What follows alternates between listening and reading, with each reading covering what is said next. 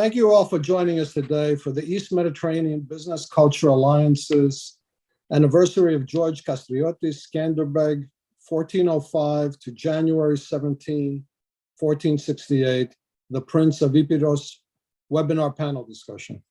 My name is Luke Katsos, EMBCA's president, and I will be moderating today's panel.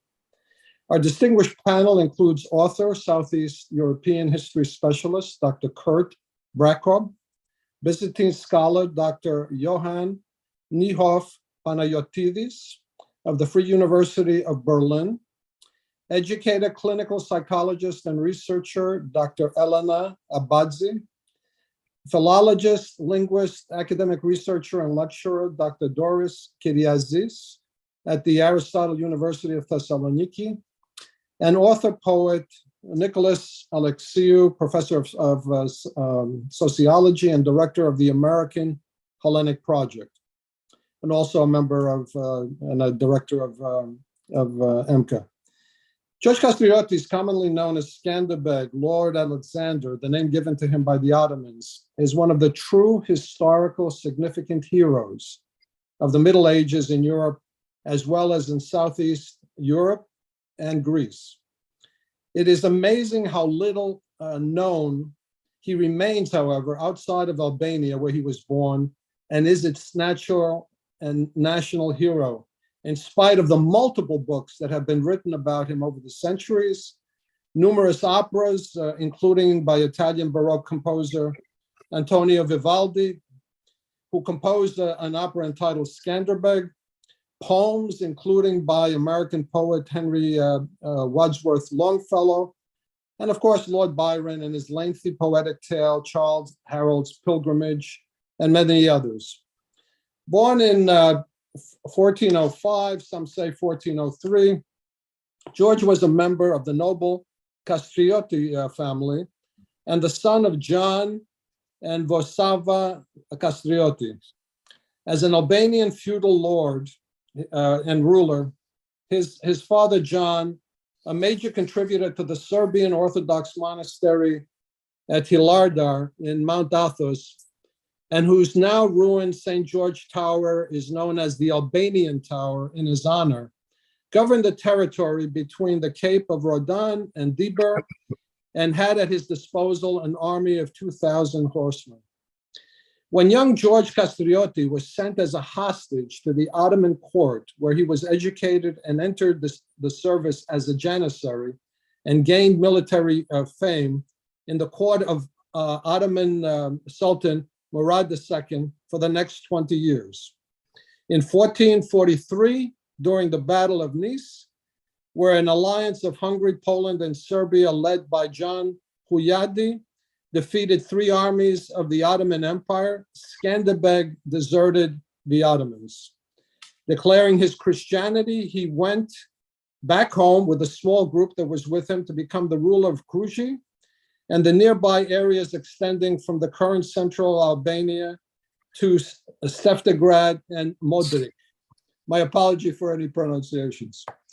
As a feudal lord and military commander, he led a successful rebellion against the Ottoman Empire in what is today parts of Albania, the Hellenic Republic, Kosovo, Montenegro, Serbia, and North Macedonia. For 25 years, from 1443 to 1468, Skanderbeg's army marched through Ottoman territory in the Balkans, winning against consistently larger and better supplied Ottoman forces.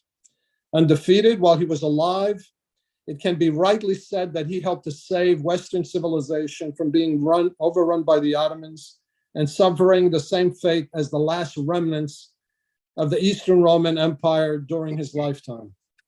He ranks high in the military history of that time.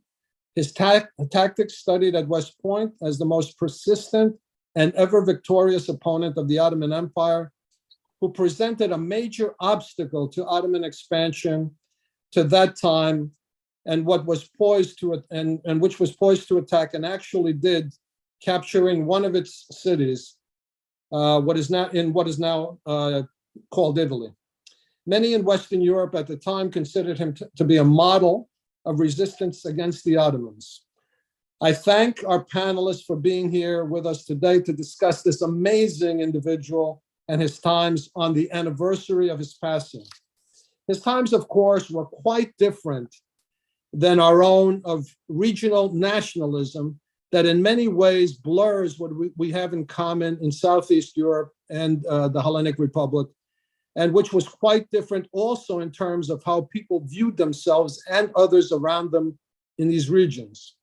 Although a military man, George Kastrioti was in a sense conceptually and philosophically, although very different based on the time, a precursor to the Romaic Rigas Ferraios, who dreamed in his charta and philosophy of a united Southeastern Europe, Hellenic Romaic state free of the Ottomans. With that introduction, I'd like to introduce our first panelists. And as everyone knows, our panel discussions are unscripted. We're going to have a few presentations by our panelists, and then we'll have an open discussion. Our first panelist will be Dr. Kurt Brackob. He has a PhD in history and is a noted specialist in Southeast European history. He is currently the director of History of Books, a leading independent publishing house with offices in Las Vegas and Palm Beach, which publishes trade fiction and nonfiction, children's books, and academic titles across its 7 imprints. In addition to a career in publishing, he has a background in banking and finance, as well as in academics. His books include Skanderbeg, A History of George Kastrioti, and the Albanian Resistance to Muslim Expansion in 15th Century Europe, Mircea the Old, father of Wallachia, grandfather of Dracula Dracul, of the father, the untold story of Vlad Dracul, and the formation of the Albanian consciousness is also another book. Welcome, Kurt, and thank you for being with us today. Well, thank you so much for having me. It's an honor to be with you here today. My talk is going to be really about Skanderbeg and his defense of Christendom. The 15th century was an era of great turmoil as Christian and Islamic civilizations clashed. And the peoples of Southeastern Europe organized to defend their land and culture from the invaders. Many great leaders arose who would become legendary historical figures. Some you've mentioned already, such as John Panayatis, Sigismund of Luxembourg, Mircea the Old, Stephen the Great, and Vlad the Impaler had all raised their swords against the Ottoman advance against Christendom. But the most significant leader of the anti-Ottoman resistance was the Albanian national hero, whom we commemorate today on the 555th anniversary of his passing, George Kastrioti Skanderbeg. The struggles of the 15th century would determine the fate of the European continent for the next half millennium. This century saw the invention of movable type, the birth of the Renaissance with the rediscovery of classical culture, all of the elements that really came to define Western civilization. This rebirth came upon the last vestiges of the ancient world. On Tuesday, May 29th, 1453, Constantinople fell to the Ottoman Turks, bringing an ignominious end to the Roman Empire, a civilization that had a continuous political existence of over 2 millennia. To this day, Tuesday is considered a day of bad omen for Christians in the East. Following the conquest of Constantinople in 1453, Sultan Mehmed the Conqueror was given the title Caesar of Rome, considering himself and the Ottoman Empire to be the successor of the Roman and Byzantine empires, based on his capture of Constantinople. According to the Venetian Niccolò Sagundino, Mehmed believed that Constantinople was the daughter of Rome, and now that he had the daughter, he also wanted to have the mother. It was famously said that the Sultan bragged that his horses would eat from the altar of St. Peter's Basilica. For all intents and purposes, all that stood in the way of Mehmed realizing this dream was George Kastrioti Skanderbeg. Skanderbeg led a successful 25-year resistance to the most powerful empire in the world. His military prowess became legendary throughout Europe. Centuries later, his feats would be studied, much like those of his namesake, Alexander the Great. The famed British general James Wolfe once wrote of the great Albanian leader, "He excels all the officers, ancient and modern, in the conduct of a small defensive army." 15th century Europe viewed Skanderbeg as the leader of a holy struggle to defend Christendom from the onslaught of the Islamic invaders. Skanderbeg's legacy later inspired efforts by the Catholic Church to canonize him. He's retained an image similar to St. George or the Archangel Michael, a militant fighter for Christendom, the leader of a holy crusade against the Turkish infidels. To commemorate the 500th anniversary of Skanderbeg's death in 1968, Pope Paul VI declared, "The Holy See is pleased to join in the praise of this man of great nobility, a faithful son of the Church and a son whom sovereign pontiffs before us have praised possibly more glowingly than any other man of his time. For 25 years, he saved his country from assault of his enemies. He defended his country threatened by the greatest danger at the head of an army which represented the rampart and defense of Christianity." Although one of the great heroes of the Middle Ages, unfortunately, the remarkable story of Skanderbeg remains too little known outside of Southeastern Europe. But he defended Europe for a quarter of a century, and it can rightly be said that he helped to save Western civilization from being overrun by Islam. Even if 15th century Europe perceived Skanderbeg and his followers as crusaders, that was not their primary motivation. In the tradition of their ancestors, they fought to preserve their culture and independence and to protect their homes and families. Albanian chronicler Mariam Barleti explained the Albanians were always more inclined to arms than to religion. Skanderbeg's revolt benefited from the efforts at Florence to unite the two branches of Christianity, Orthodoxy and Catholicism. The Albanians of northern and central Albania were either Catholic or Orthodox, and both adhered to the union established by the Council of Florence only 4 years before Skanderbeg raised his flag over Croia and proclaimed his land free of Ottoman domination. The limited interest in organized religion among mountain people made the divisions among Christians easier to overcome than in other regions of Europe, and hence the Union of Florence had a longer life here as a result than in other areas of Europe. A very shrewd politician, Skanderbeg learned from the experiences of his father and the unsuccessful Albanian rebellions of the 1430s. Serving in the Ottoman administration, he realized that he had to be cautious and patient in pursuing his true objectives. His chance came in 1443 when Skanderbeg seized or accompanied the Ottoman army on a campaign against Christian forces led by John Hunyadi, governor of Hungary, who had launched an offensive into Serbia to restore George Branković to the throne of that principality. The two armies met at Niš on 3 November 1443, where the Ottomans met with a decisive defeat by Christian forces and began a hasty retreat. Hunyadi's forces were not prepared, however, to continue the offensive, and having achieved their immediate objective, withdrew. Realizing the opportunity the conflict presented, Skanderbeg carefully prepared his strategy in advance.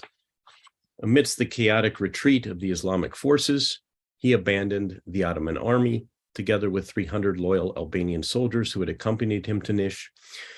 They seized the imperial secretary and forced him to issue a firman, naming him governor of Croia, before killing him so as to keep their intentions secret.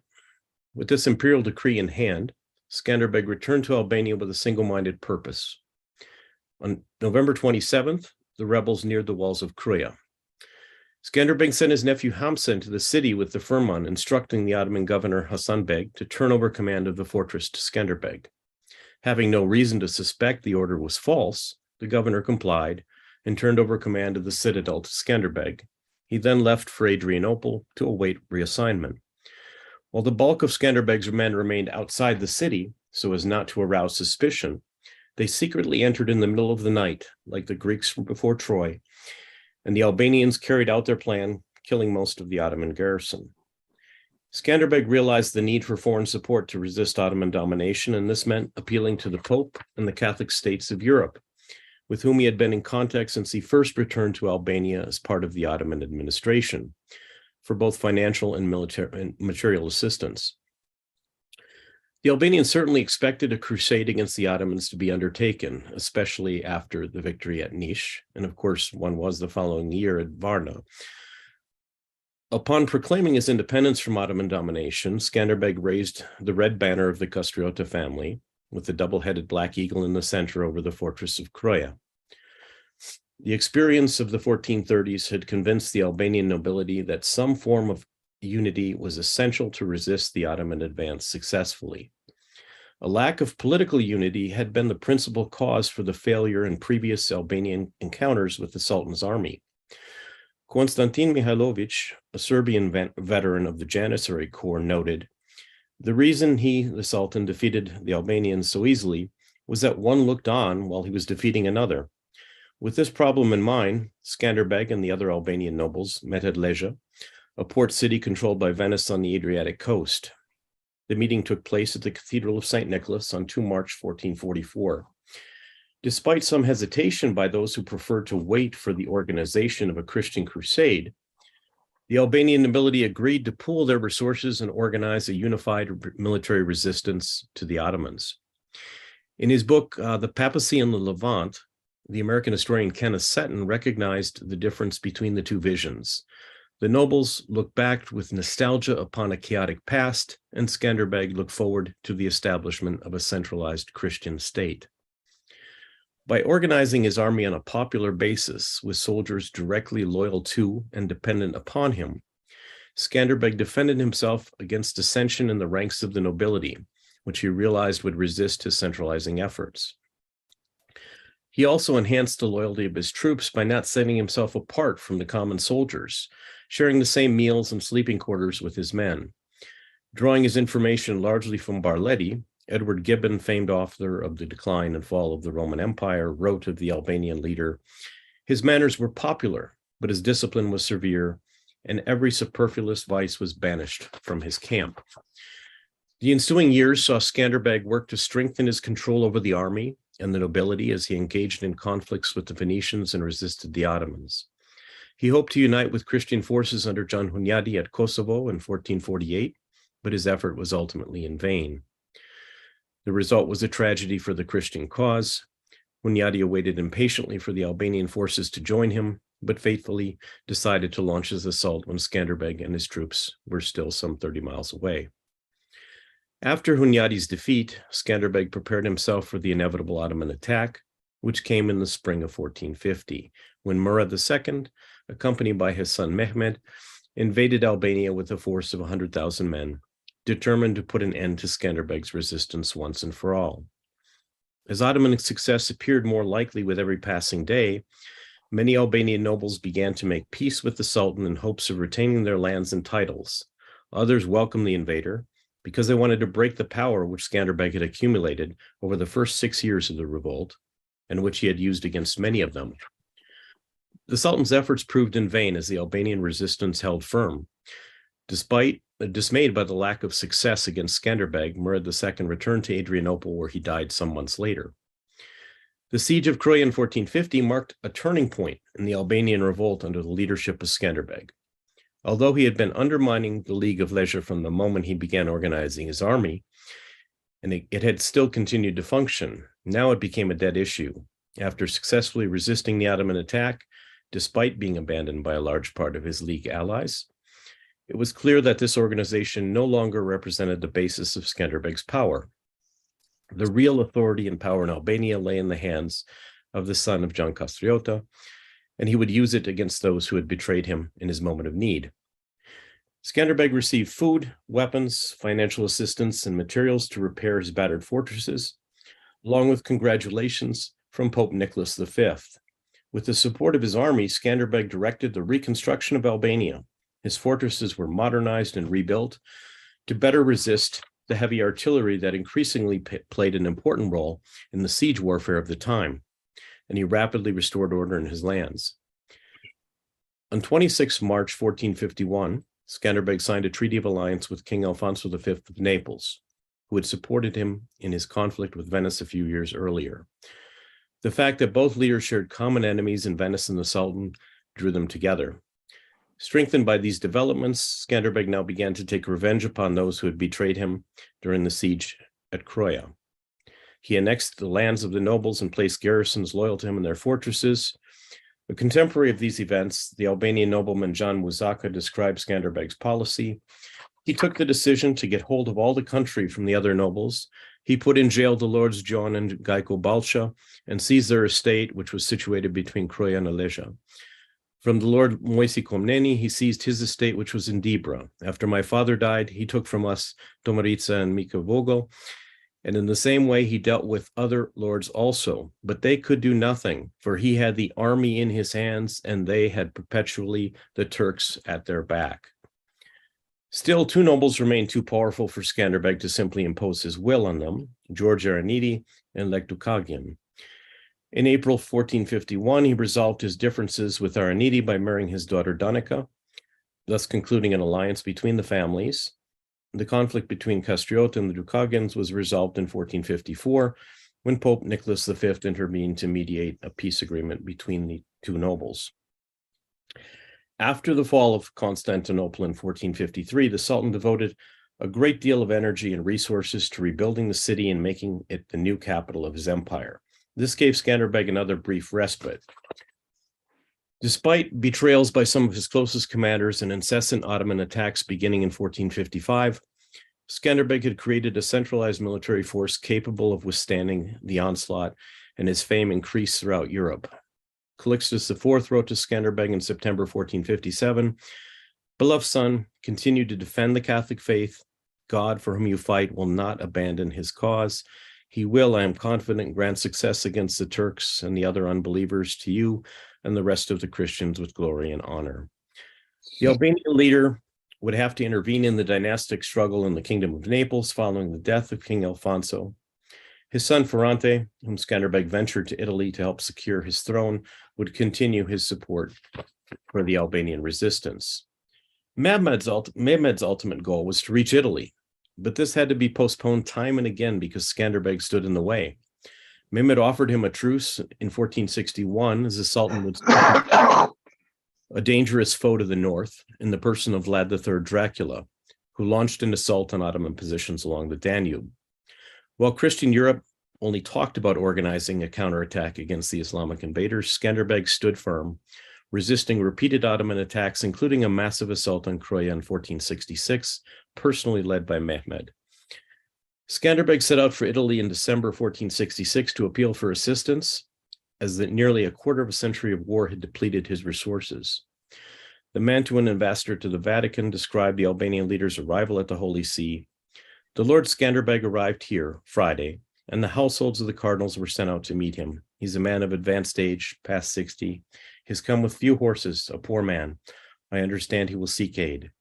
After spending a month in Rome and receiving a welcome deserving of a living legend, Skanderbeg only managed to secure minimal support.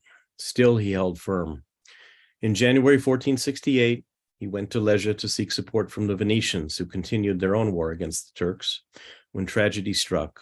While there, Skanderbeg contracted a malignant fever, probably the result of the plague, and after a brief illness, he died on January 17th, 1468, on the old calendar, which of course is today in the new calendar. Upon hearing of Skanderbeg's death, Mehmed the Conqueror is said to have declared, "At last, Europe and Asia are mine.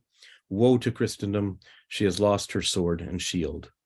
By the end of the century, as many as 200,000 Albanians had fled to Italy, depopulating entire villages. Starved into submission, the fortress of Croia, which had previously survived 3 major sieges under the leadership of Skanderbeg, finally surrendered to the Ottomans in June of 1478. It seemed as if Mehmed II, the conqueror of Constantinople, was finally on his way to Rome. Despite the dramatic entry of the Ottomans into Italy, 1480, within little more than a year, the danger had subsided. Otranto was recaptured by the Neapolitan forces, and the mighty conqueror, who had made Europe tremble for 30 years, was dead. Without a leader of George Kastriotis' caliber, the Albanian resistance to Islamic expansion in southeastern Europe would have ended by the mid-15th century. He breathed new life into a movement that was rapidly dissipating.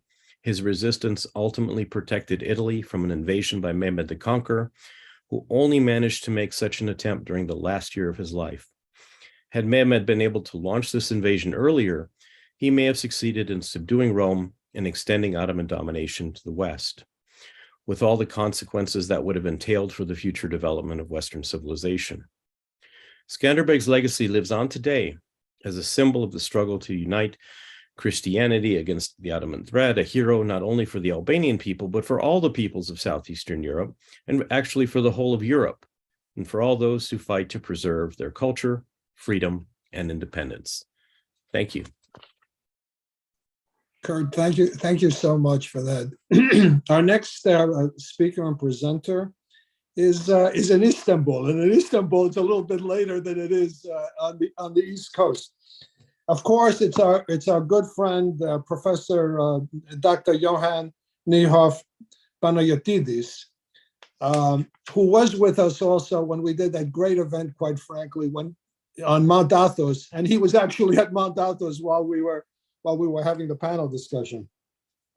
He is a Byzantine scholar, and since 2007, a professor of Byzantine studies in the Institute of Greek and Latin Philology at the Free University of Berlin. Yanni was born in Germany to an Istanbul Hellenic family. He has been a visiting professor in the University of Tübingen, Freiburg University, University of Mainz, the Central European University in Budapest, and from 2007-2009, the Free University of Berlin, where he was the vice dean in the Department of Philosophy and Humanities. And of course, from 2007 to now, he is a professor of Byzantine studies. His funded research projects and awards are many, and include from 2021 to 2022, German Orient Institute guest professor for a research project on the oldest Ottoman documents preserved on Mount Athos, and which many of you have seen in the press over the last few months. From 2019 to 2020, again at the German Orient Institute, he's a guest professor for the research project on Karaman Lidica, which appeared as a blog. He is the author of various articles, books, and certainly an academic advisor. From 2015, he has taught regular courses on Greek theology and its Arabic translations at the university in Qom in Iran and in Farsi. And he has been the principal investigator together with Dr. Izbetesky on the DFG funded project on climatic history of Byzantium in Macedonia and Turkey at the Max Planck Institute in Jena. Since 2018, he has been an editor of a series of late antique Christianity with Georgius Press in London, and also continues to teach courses in classical and Byzantine Greek. And of course, we could go on with Yanni. Yanni, thank you for being with us today. Asta after the complimenta. That cannot be this. No, I'm just kidding. So thank you, first of all, for the kind invitation. And I give my compliments to our host, Louis Katsos, because some decades ago in Greece, or from a Greek, it was uncommon to make a panel or a discussion on the alleged national hero of Albania. Now, this is ton epenomou, Kyrie. This is really a big effort and shows how far Greece reached in discovering and rediscovering our common Balkanic past.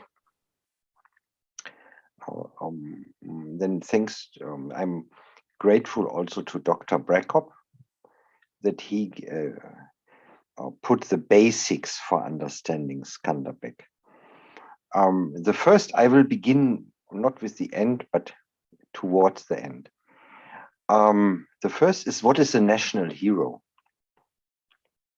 A national hero is a person chosen out of the past, normally in the time of nation building. Now, all European nations, and including the US, but also Mexico, choose out of the endless past they have a couple of persons and declare them national heroes. No, this might be George Washington. This means maybe Hermann the Cheruskian. This might be Rigas Ferraios. this might be Garibaldi. This process is intrinsically linked to the nation building of a nation.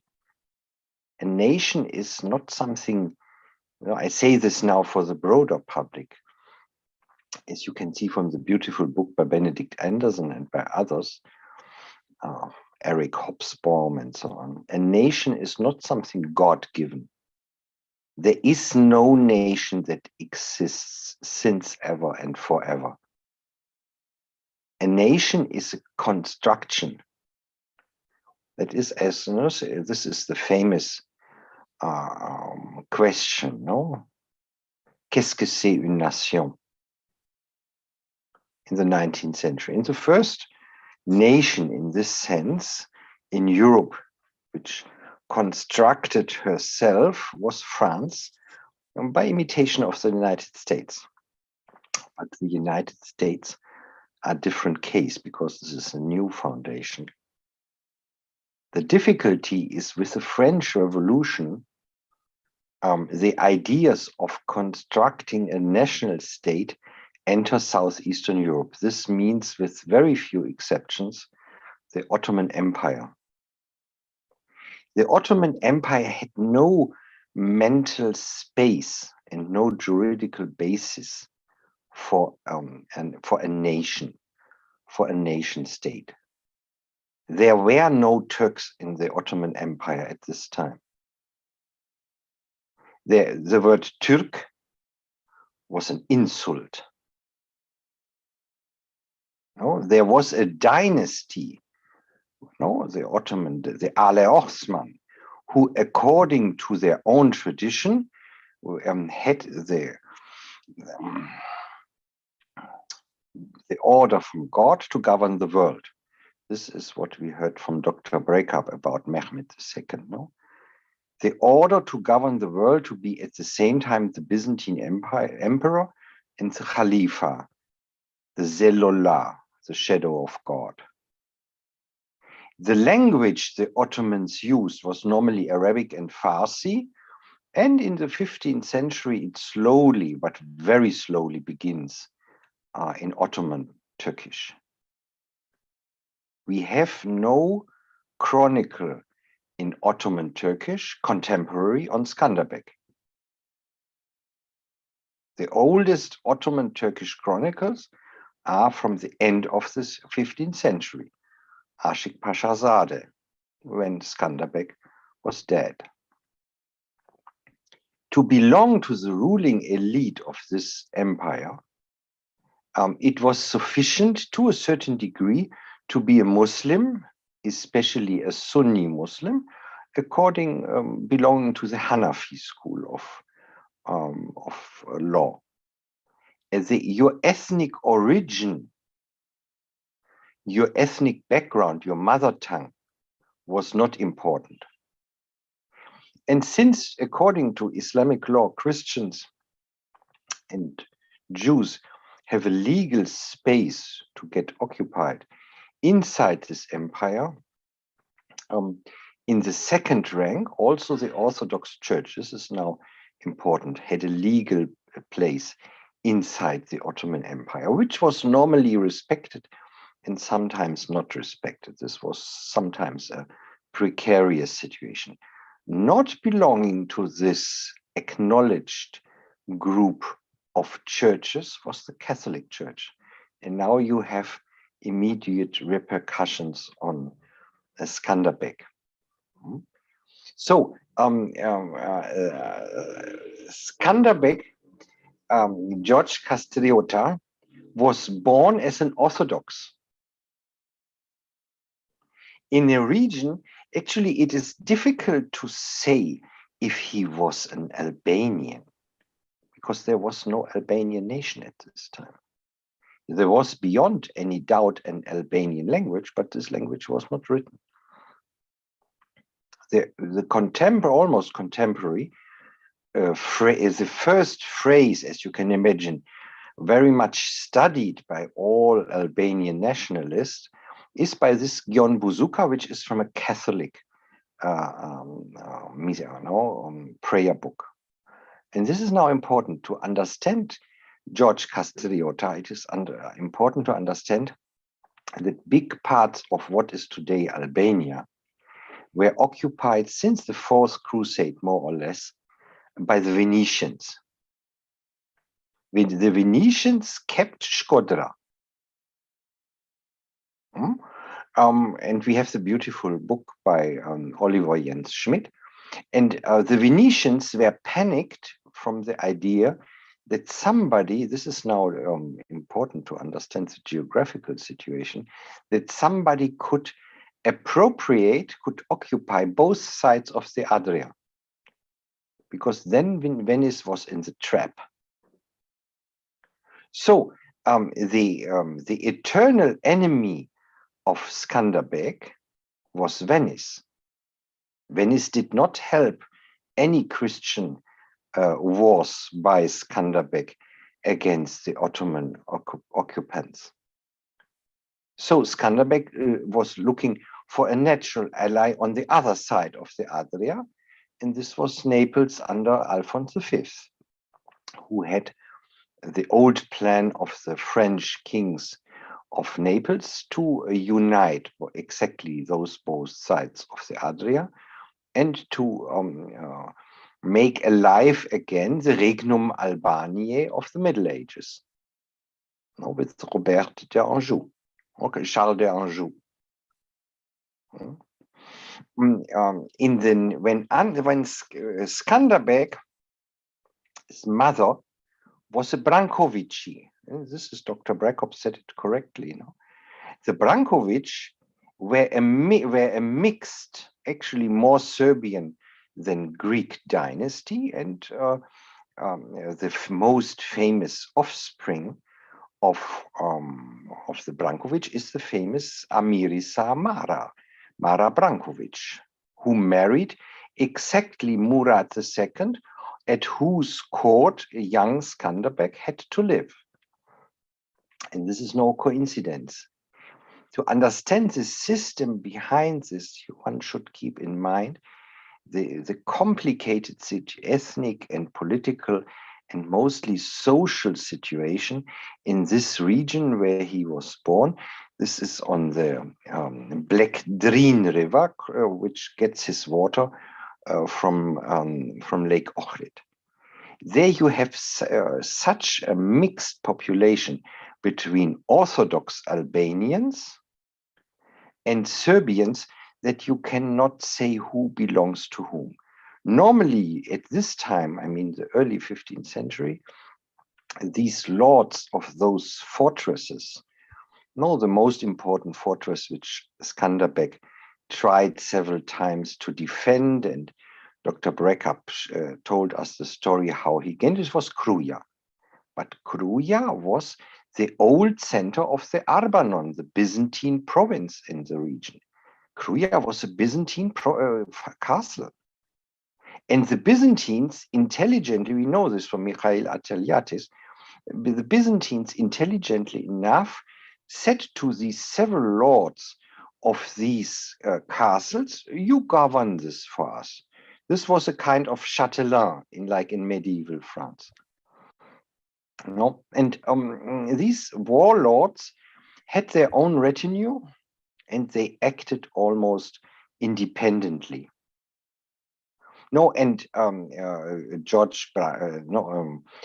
Skanderbeg gave also his own daughter to the family of Brankovic. Mara Brankovic is famous because she married Murad II, so the Ottoman Sultan, and they had no children.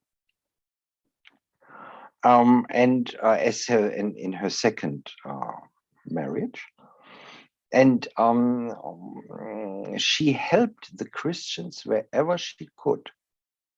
And we know this, that Skanderbeg with young Mehmet and Mara Brankovic was involved in a very strange and somehow mysterious diplomatic affair in killing the firstborn son of Murad II.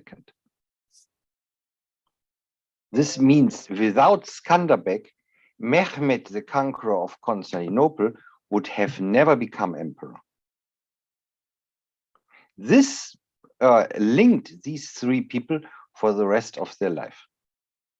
The killing of Shehzadeh. Mara Branković, after her first marriage, did not want to marry again. And they proposed to her, no, she was the daughter of George Branković, the famous despot who was fighting together with the Ottomans. And they proposed her to marry again Konstantinos Palaiologos, who later became the last emperor of Byzantium. And she did not want. She even tried to escape. And finally, she married Murad II. They had no children. And after the retirement, the final retirement of Murad, she retired to the Greek city of Ceres, where she founded a monastery in Ježevo, which is still, you can see the ruins. And we have a letter by Mehmed II, which is kept in Topkapı Sarayı in Istanbul, where he gives the Hagia Sophia church in Thessaloniki as a fief, as a monastery to her. And he calls him Azizem Aneyim, my most beloved mother, and so on. She was a very able diplomat, stitching together the different alliances in the Balkans at this time. And one should always keep in mind the first aim of Skanderbeg was to maintain his independence from the Ottoman yoke, not as a national hero of the Albanians. I will come later to this, but as a feudal lord in those mountains of Albania, which the Ottomans hardly and the Byzantines never could occupy. And they were fighting continuously against each other. Now, Kruja was a certain time in the hand of the Thopia. Then you have the Gropa, who had Ohrid, and so on. This is a very complicated game. And some of these families in the end of the 15th century emigrated to Italy. No, but one of the most famous family, you all know the name of them, because this is Ginbua Spata, whose clan then emigrated to Athens, and this is where the Athens airport is even today. No? This is the family of Spata. And now, in the 19th century, just to jump about this, no? Something very strange happens. The Albanian upper classes at this time was to a high degree Muslim. Actually, in the 19th century, the situation was already like this. You have in the north, the very culturally very active Catholic minority centered on Skodra, and Barletsios, for example, was a Venetian priest of Albanian origin who wrote in Latin. He did not write a word in Albanian in Skodra. They are all centered on the north. In central Albania, you have the Sunni feudal lords, and they felt Ottoman. In southern Albania, you had the Greek Orthodox, who to a certain degree participated in the Greek national buildings. The Greeks call them Vorio Epirotes, which to a certain degree is true. And a part of them were Bektashi. This means a mystical Shi'i heretic group not acknowledged by the Sunnis as Muslims. And among them were three brothers. And this is my final point. I hope, Louis, it is not too long. Were three brothers, Frasheri, from a village called Frasher, Naim, Christo, and so on. And all of them had received an Ottoman education. This means they knew Arabic, Farsi, and Ottoman.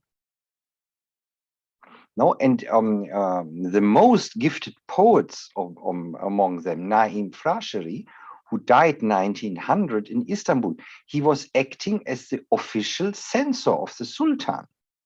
And at the same time, he was a gifted poet. He wrote poems in Farsi, and so on. And he learned about the glorious past of the Albanians because he went to the Scholi Zosimadon in Yanina. He knew perfectly Greek. So this is this double Ottoman, Turkish, Greek acculturation of the upper class of the Albanians who makes them rediscover the past, because Skanderbeg until this was a hero for the Catholics, not for the Muslims, of course, and not for the Orthodox, not so much. So it was Naim Frasheri and his brother who celebrated Skanderbeg as a national hero of Albania. And if you see what the communists did, this could be worthwhile to share this picture. They made a whole Skanderbeg museum in Kruja, where I have been. This looks like the German fascist sculptor Arno Breker. This is really constructing a national mythology for a person who was for a certain time of his life a janissary. No, Skanderbeg was a Muslim for a certain time of his life. No, and I think you can interpret him best that he was after he did apostasy from Islam publicly. He was a convinced Christian, and you explain him best in this framework. And he was a feudal Albanian lord, defending his independence in the mountains of central Albania. As a national hero for Albania's unification process in the 19th century, it is very difficult to accept this scientifically as a historian. No, I should just remember that a big part of the Albanians up to the 18th and 19th century were writing in Ottoman Turkish or in Farsi.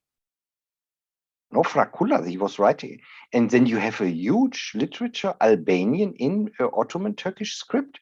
Beytanji literature, which nobody likes in Albania, unfortunately, today, but it is an beautiful offspring of Ottoman literature. And the same Naim Frasheri, who rediscovered Skanderbeg, wrote a poem on Kerbela as a good Shi'i.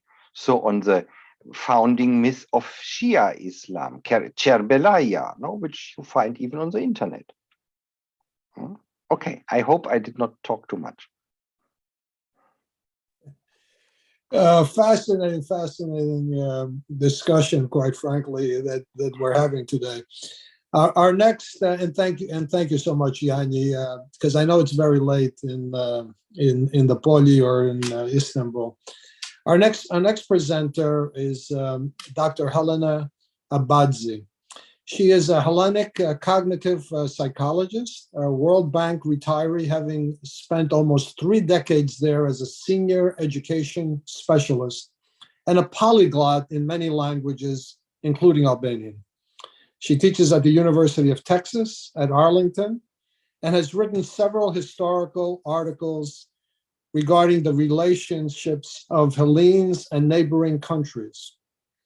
She has drawn on cognitive psychology and neuroscience to improve the outcomes of educational investments and regularly monitors the emerging research in these fields and synthesizes relevant findings to explain and predict likely outcomes from various interventions.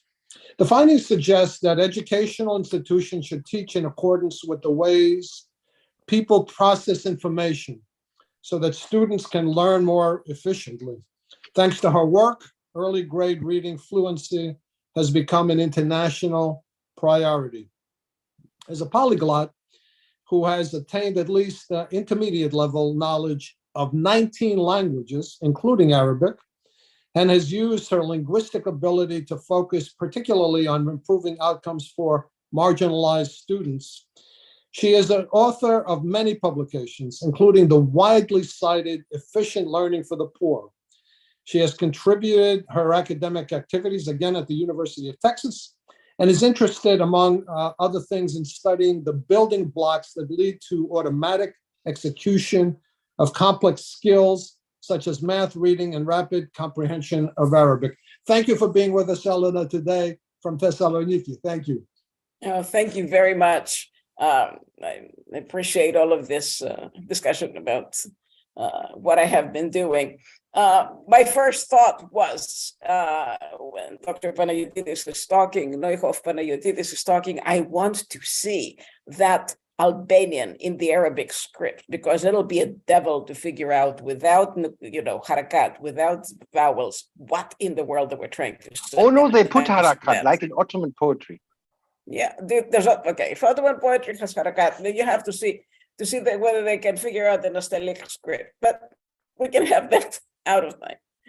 The thing is, I got mixed up in this because in 2008, I was actually asked to go on a mission, an evaluation mission to Albania. And of course, I couldn't go without learning the language. That's a hobby of mine, which helped the World Bank also. So I started studying Albanian, which I know fairly well, and I keep it up. And the first things, you see, oodles of references to Skanderbeg, Heroiun Kumbetar, our national hero. Every single one of those texts have references, of course, you see the Skanderbeg Square and many other places. And of course, all I knew about it was some name that was in some high school textbook. So I started saying, what did he do? Why did he matter? Of course, all of you have a great deal of detail, but I'm very much following the thinking of Dr. Niehoff-Panagiotidis about the international genealogical background considerations, because I'm try to think a little bit from the cognitive and evolutionary psychology perspective of what these things mean, because I want to discuss a little bit the genealogy essentials and his pedigree, if one say, why Ottomans triumphed in the Balkans, and the religious particularities regarding Skanderbeg. I'll use the usual Greek rendition. To begin with, one reads, the Prince of Epirus. Well, that replies some relationship to today's Greek, to Greekness as we understand it today, rather than the 1400s, which was, of course, Byzantine Empire for as long as it could. The word Epirus in this case, I found out, actually means Albania, Albanian. And it looks like there was a dictionary, Latinum Albanicum, that actually, Epiroticum, that was discussing about. So I started saying, how Greek was he? Why does he matter to Greeks today? Which languages did he speak, and how much Greek?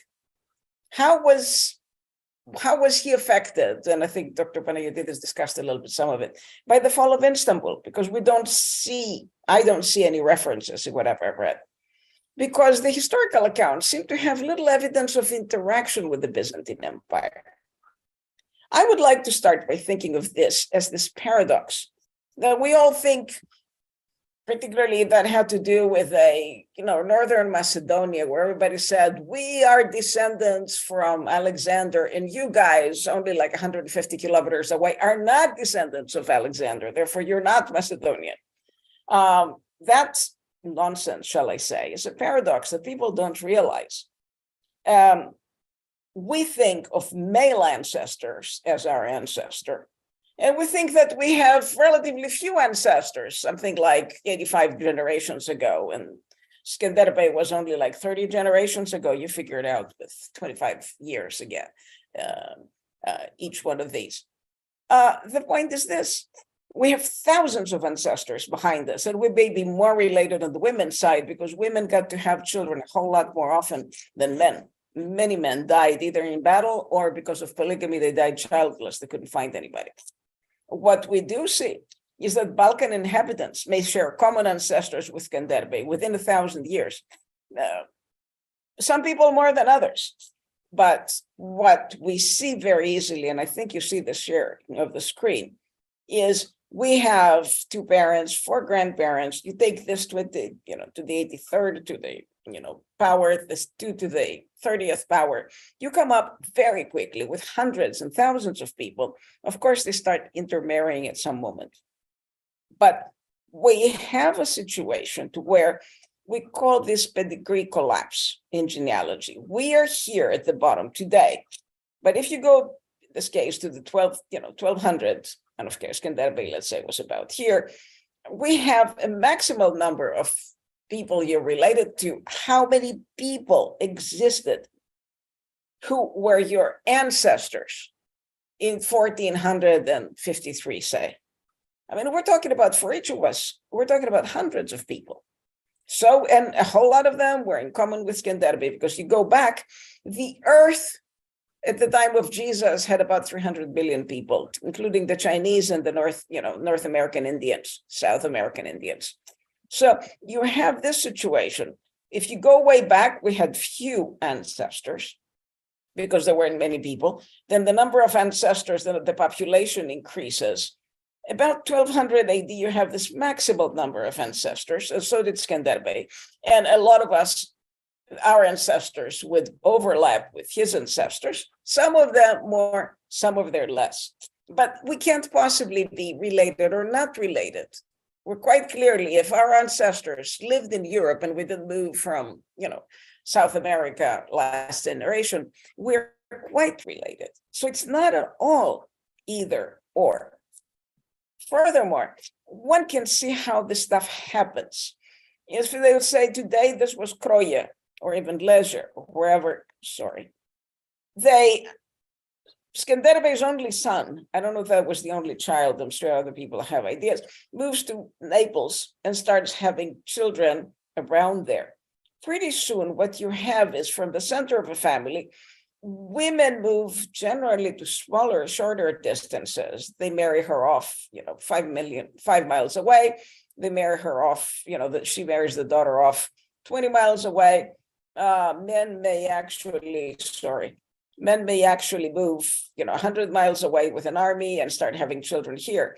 But the effect is this: within 1,000, one estimate was that all of Europe had one common ancestor, at least 1,000 years ago.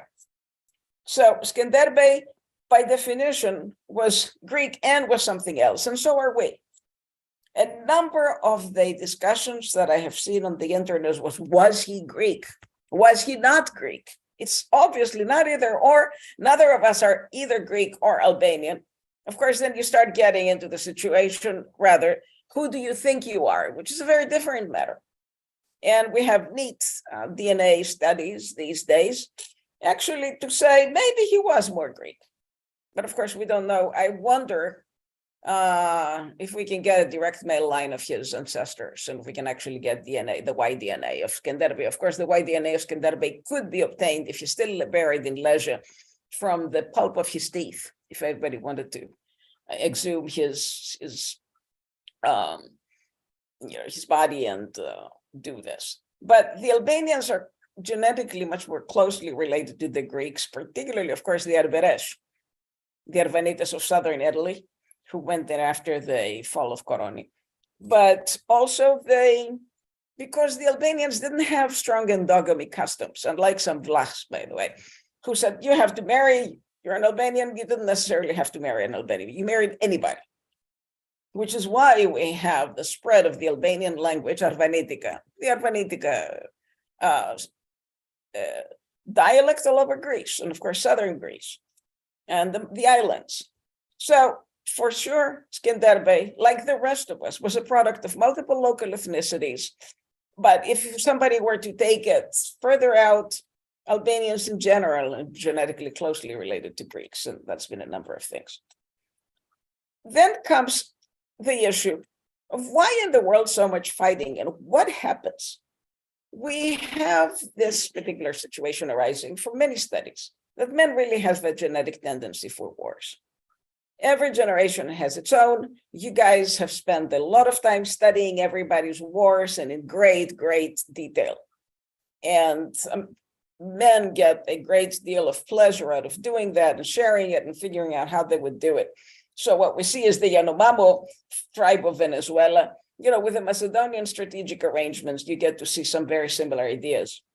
The wars, as you see, obey a cycle of revenge and retribution, which have to do with the social contracts and the tit for tat that's evolutionary psychology deals a lot with. okay, you killed my son. I'm going to make sure that the children for my daughter are going to go and kill these people. And of course, Albania itself, and Dukakjin, who had these ideas, that were embodying basically these evolutionary trends. They were fighting and killing people in vendettas and children up to like 30 years ago. I mean, in northern Albania, they had schools where they were keeping the children who could become victims of the vendettas. So what you see is this trend that unfortunately Skanderbeg exemplified. He would take revenge. He would, go after people, then they would go after him. Of course, that was not a way to wage war that would be won. But it is something that with modern democracy, greater education, and the ability of men to converse has been considerably overcome, though as you see in today's fighting, it's not very much. But it's not as easy to start, a bodily fight, a fist fight with your classmate as it was. Because the other situation was, where did he or anybody find these followers? Whom do you follow? The situation is very similar to everybody who has seen, of course, and marveled at the social phenomenon that's called Trump. And Trump is a phenomenon of human evolution. We people in times of uncertainty, they want these leaders. And of course, Skanderbeg had many of these same features. The broad faces that are able to get punches, for example, and survive. Physical strength. Today's leaders may very well be, and they often are, prestige leaders rather than, physical dominance leaders. At that time, prestige leader was not something they would take. But we have a situation to where men, and it's mainly it is men, but of course women do the same thing, but men turn themselves into groups and they follow a leader. We have this, and shall I say, unfortunate feature inherited from animals of identity fusion and depersonalization. They come together, personal judgment goes down, as we saw in the January 6th uprising in the United States of 2022. People will lose themselves in a crowd, dispensing with this conscious decision-making. So armies use this identity fusion. As you all said, he commanded the cavalry of, 3,000 men, 500 men. Didn't these people have any separate judgment? How did this judgment wax and wane? When they were more likely to think critically and say, do I want to be here or do I want to go home and mind my fields, for example? Vis-a-vis the reduction of judgment inherent in following a man who suddenly turns away from the Ottomans, for example, or the other way around. But we see this phenomenon that everyone takes for granted. But it's not. It's a phenomenon that is relatively little studied because it's not that easy to do functional magnetic, resonance imaging on fighting guys. But it is a big issue. And it is something that we see happening. Somehow Skanderbeg had the presence, a little bit like Trump, or maybe a lot like Trump, to be able to command people to do stuff that wasn't all that good for them because they got killed. The third issue is this general dislike, like why? What happened with the Venetians? What happened with the Ottomans? Why, as Dr. Dr. Niehoff-Panagiotidis said, there's no such thing. There was no such thing as Ottomans at that time. They were not real Turks. They were converts. Why converts? Yes, there is a lot to understand these days, and many studies have been done about the way, Muslims were converting other Muslims. There's a lot about it. That's known. But the Greeks or the Balkans seem to perceive the Ottoman armies as much closer related to them than they perceive the Venetians or the Europeans. I have not seen decent studies on this. There are the reports of the Bailo of Venice, I believe, the ambassadors to the Turkish court that get reported, and they were talking about the ease with which sailors, other people, went to the Ottoman armies. Not necessarily, religious conversion, but as you can very easily see, that happened fairly, within a generation or two. And to where a number of the corsairs in the Mediterranean in the 17th century were saying, nace un Greco, nace un Turco. They converted very easily. As you see, they got awards and they got offices, and they became, some of them, much higher than when they started. The father was illiterate, but the son became a leader of armies. At the same time, to do that, or to allow Skanderbeg to be in the court where he got educated rather than became a prisoner, meant that the Ottomans knew there was something attractive about it. Maybe, again, the relative similarity of that. They certainly disliked taxation of the Venetians and of the other Europeans. But then, as we know, the Ottomans imposed the jizya tax. So I don't understand that. I have not seen any study to explain what was so much more relatively attractive for voluntary conversions. Again, besides the financial incentives that men, at least of the time, did it. Women, yes, if they married Muslims, they could stay Christians, but their children became Muslim. So you have a number of leaders of the army whose mothers were Christians, who understood a fair amount about whatever Christianity meant, or the customs of the times. That did not stop them, didn't make them any better, didn't make them any more likely to, at least outwardly, at least in terms of long-term history, to reconvert places to Christianity. As we see, once Islam was established, it rarely rolled back. And the question again is why?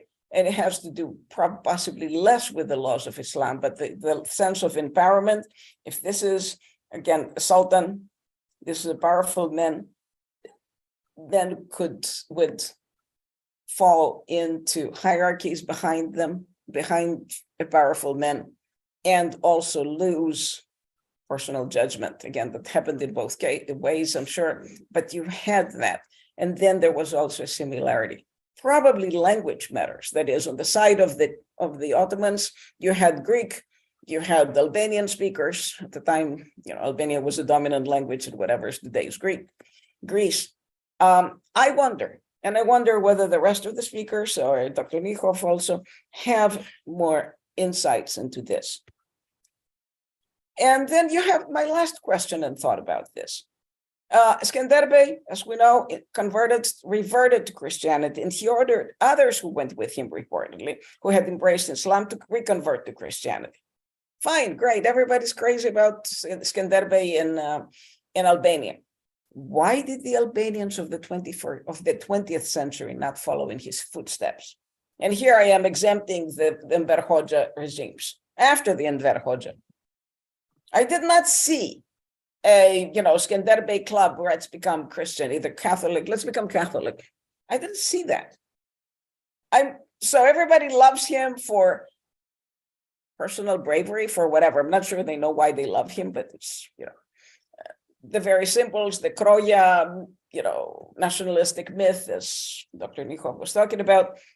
But I don't see any trend in following Skanderbeg's steps in reconverting to a form of Christianity, let's say Catholicism. And does it matter? Well, today, with our democratic ideals that developed, as again, Dr. Niehoff, I keep misreading your name, my God, spoke. Dani Panayatis. Okay, Johannes Panayatis, okay. He talked about they trends to one person, one vote, people being equal, even women being equal, arose after all this. Today, one can say, we want to have freedom of religion, freedom to change, not to change. And as you know, in earlier centuries, you belonged to a family, you belonged to a caste, you belonged to a group, you belonged to a religion. There was no question about it. And you married, of course, close relatives who had the same kind of stuff. Today, it matters. Did Islam and Christianity look very, Orthodox Christianity look very different in the 15th century? Maybe not. But the bottom line is that, with all of the role modeling of Skanderbeg, the reconversion to Christianity did not follow. These are the things that are some questions that are in my mind. And I would like very much to thank you for your attention and all this. Bye.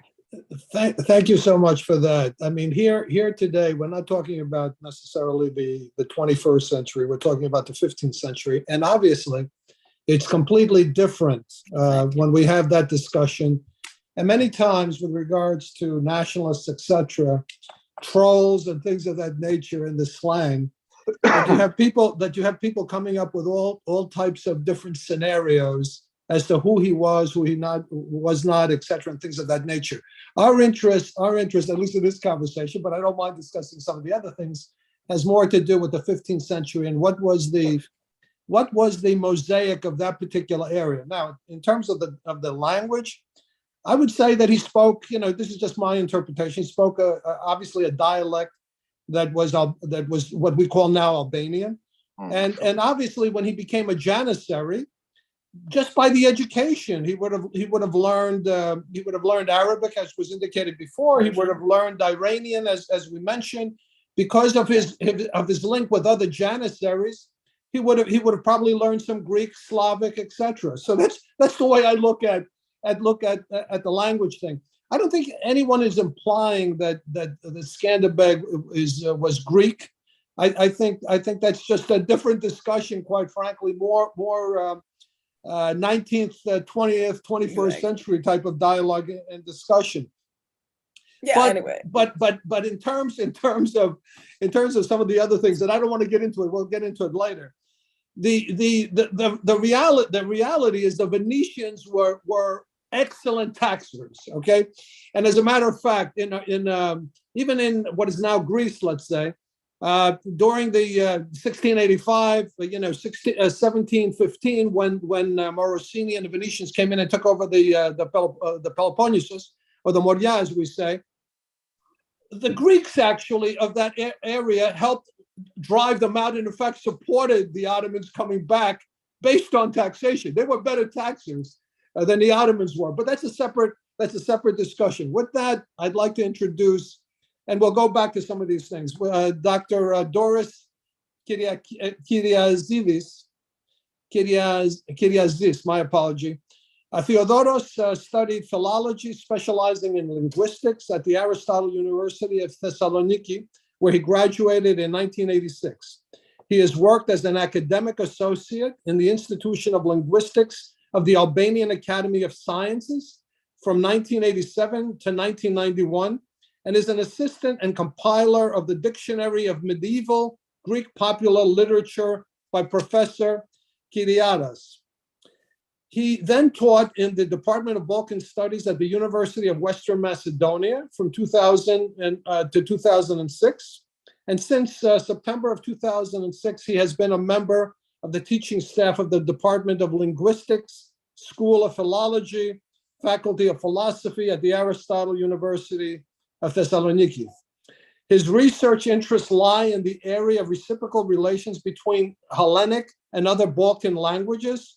I'll use Southeastern. I don't like the term Balkan, which is just a couple of centuries old, I guess, with the emphasis on the historical evolution and broader cultural context.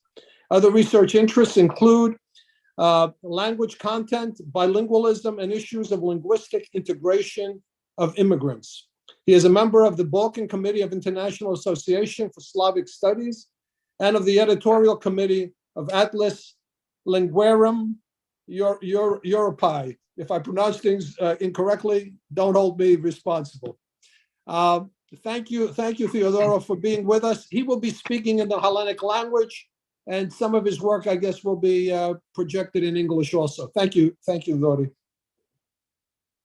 Hello, everybody. Hello, thank you, Luis, for your invitation in this interesting panel. As you said, I will speak in Greek, but there is an English translation for everyone. Yes, I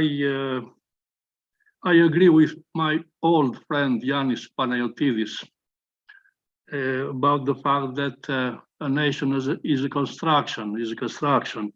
And I'll give some facts about place and about the place and the role of Skanderbeg as a national hero in the construction of Albanian nation.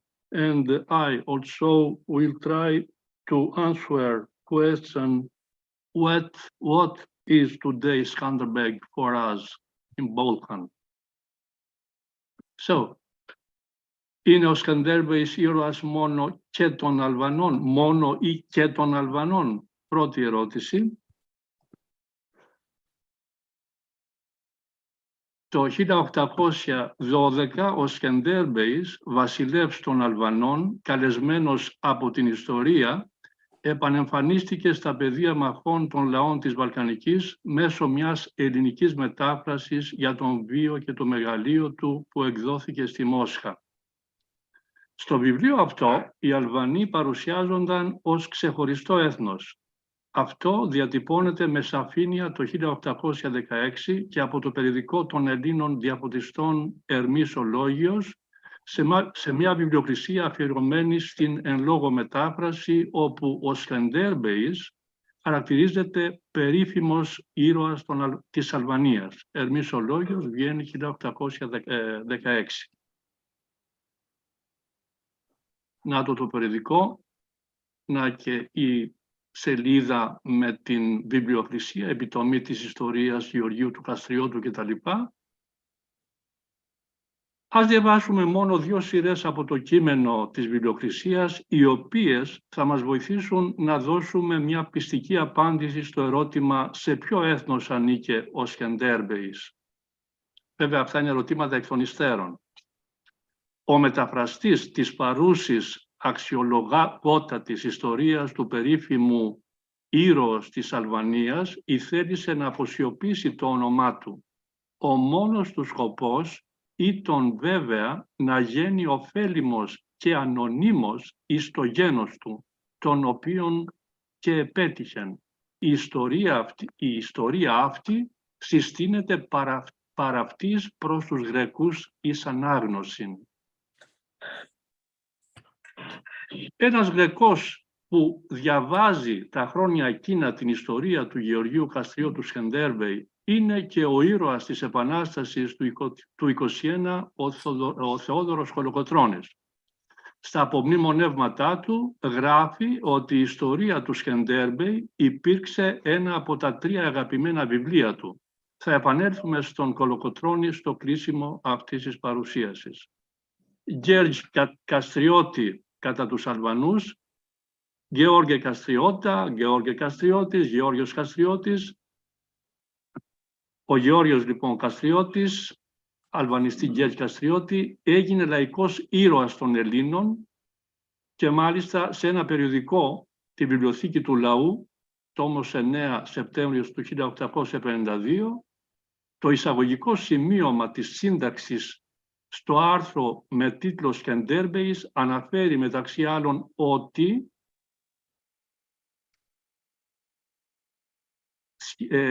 κανέν σχεδόν άλλο πρόσωπον δεν ιδύνατο να προσιλώσει την προσοχή μας και να έχει εν εαυτό προτερήματα των ηρωικών αιώνων, αρετάς του χριστιανισμού, αγάπην δε της πατρίδος και μετριοπάθειαν ομοίαν με τους ενδόξους άντρας της αρχαιότητος, παρά το πρόσωπο του Γεωργίου Καστριώτου του επωνομασθέντος Σκανδέρμπεη και δια ταύτα εθεωρήσαμεν ωφέλιμον να κατατάξομεν αυτόν εις την βιβλιοθήκη του λαού. 1852.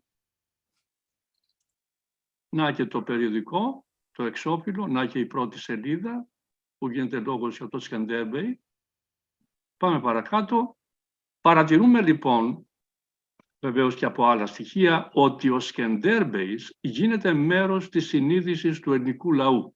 Από την άλλη, όπως έχει γράψει ο ερευνητής Τίτος Γιωχάννος, συγγραφέας μιας μονογραφίας για τον Skanderbeg, η ελληνική ιστοριογραφία του 19ου αιώνα θεωρούσε δεδομένη την ελληνικότητα του Γεωργίου Καστριώτη και αυτή είχε στην πραγματικότητα εισαχθεί μέσω των ελληνικών μεταφράσεων των ιστοριών και βιογραφιών του ήρωα, γραμμένων από ξένους συγγραφείς.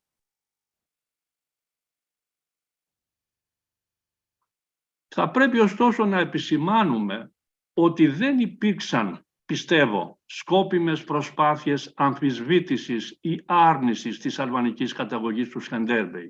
Στην Αλβανία όμως, η λεγόμενη αυτή μη αποδοχή, η απόρριψη της αλβανικότητάς του έχει θεωρηθεί ως αδικία κατά των Αλβανών και μια τέτοια αντίληψη πηγάζει από την προσέγγιση της ιστορίας σε πλαίσιο άσπρο-μαύρο και την καθολική ερμηνεία των άλβανο-ελληνικών σχέσεων στο πνεύμα της ελληνικής μεγάλης ιδέας. Το έτος 1846 αρχίζει να διαδίδεται στον ελλαδικό χώρο και ευρύτερα η θεωρία για τις κοινές πελαζικές ρίζες Ελλήνων και Αλβανών, η οποία βόλευε και τις δύο πλευρές, την καθεμία για δικούς της λόγους που δεν είναι τώρα ο κατάλληλος χώρος να τους αναπτύξουμε. Η πρώτη σχετική με το θέμα αυτό επιφυλίδα δημοσιεύεται στην ελληνική εφημερίδα Αθηνά στις 24 Μαρτίου του 1846. Είναι αξιοσημείωτο δε ότι το ίδιο κείμενο της εφημερίδας Αθηνά δημοσιεύεται 2 χρόνια αργότερα ως παράρτημα μιας νέας ελληνικής μετάφρασης της ιστορίας του Skanderbeg που έγινε από τον Ανδρέα Παπαδόπουλο Βρετό στην Αθήνα το 1848. Να και το εξώφυλλο του βιβλίου αυτού, ιστορία του Γεωργίου του Καστριώτου κτλ. Σε αυτό το κλίμα λοιπόν, ο Skanderbeg γίνεται κοινός ήρωας για Αλβανούς και Έλληνες. Ήταν φανερό ότι η λαμπρή προσωπικότητά του και η δόξα του θα τους ενέπνεαν να αρπάξουν τα όπλα και να ξεσηκωθούν. Πάμε τώρα σε μια ιστοριούλα που αφορά το Skanderbeg και μέσω αυτής θα δούμε το πώς η μορφή αυτή συνέβαλε στη διαμόρφωση της εθνικής συνείδησης των Αλβανών κυρίως, αλλά και των Ελλήνων. Η ιστορία αυτή περί τον τίτλο «Ένας Ανδριάντας αφιερωμένος στον Skanderbeg στην Αθήνα». Την ιδέα αυτή για το στήσιμο ενός Ανδριάντα τη συναντάμε πρώτη φορά σε επιστολή που ο Ευθύμιος Πράντης, Αλβανός πατριώτης στην Αίγυπτο, απευθύνει στον Γιάννη Βρέτο, εξέχουσα μορφή της αλβανικής εθνικής αναγέννησης, τον Οκτώβριο του 1878, όπου μεταξύ άλλων γράφει. Είναι λόγια του Πράντη. «Το μέρος της περιουσίας μου, όπου θέλω να κλειδοτοτήσω, είναι που τρέφω μεγάλην αγάπην, εύνοιαν και σέβας προς το όνομα του δυστυχούς ήρωος του και μεγάλου Γεωργίου του Καστριώτου. Δια τούτο έχω μεγάλην ευχαρίστηση να το παραχωρήσω όλων των ποσών μου, όπου θα μου ευρεθεί δια των Ανδριάνταν του Γεωργίου Καστριώτου εις τας Αθήνας, μαρμάρινον μεγάλο σώμα από 1.000 ή 2.000 λίρας. Και παρακάτω, έχω σκοπόν να υπάγω εις Αθήνας, αλλά δεν ξέρω πότε θα ευκολυνθώ και θα δώσω αναφοράν εις την κυβέρνηση και θα εξετάσω αν θα μου τον παραδέχονταν εις αξιοπρεπή θέση ή όχι». Πρέπει να αναφέρουμε ότι ο Ευθύμιος Πράντη, στέλνει το γράμμα αυτό στον Βρέτο για να ζητήσει τη βοήθειά του σχετικά με την έκδοση ενός έργου του με τίτλο «Αλβανικά παράπονα», το οποίο τυπώθηκε στην Αθήνα το 1880. Μαζί με τον τίτλο, το μοναδικό σκίτσο που συνοδεύει το βιβλίο είναι αποκαλυπτικό και αντικατοπτρίζει το πνεύμα του. Δείτε τώρα στην οθόνη αφενός το εξώφυλλο του βιβλίου «Αλβανικά παράπονα» και αφετέρου το σκίτσο που σας έλεγα, όπου βεβαίως ο Αλβανός ουστανελοφόρος εκφράζει τα παράπονά του, μάλλον σε ένα καφενείο των Αθηνών, στον Έλληνα τον ντυμένο Αλαφράγκα. Πάμε παρακάτω. Και βεβαίως ανάμεσα στα παράπονα του Αλβανού, που προφανώς εκφράζονται μέσω του πράντη, υπάρχει και ένα παράπονο το οποίο το βρίσκουμε στη σημείωση 15 του εν λόγω βιβλίου, που απευθύνεται στον πατέρα της ελληνικής ιστοριογραφίας, τον Κωνσταντίνο τον Παπαρηγόπουλο.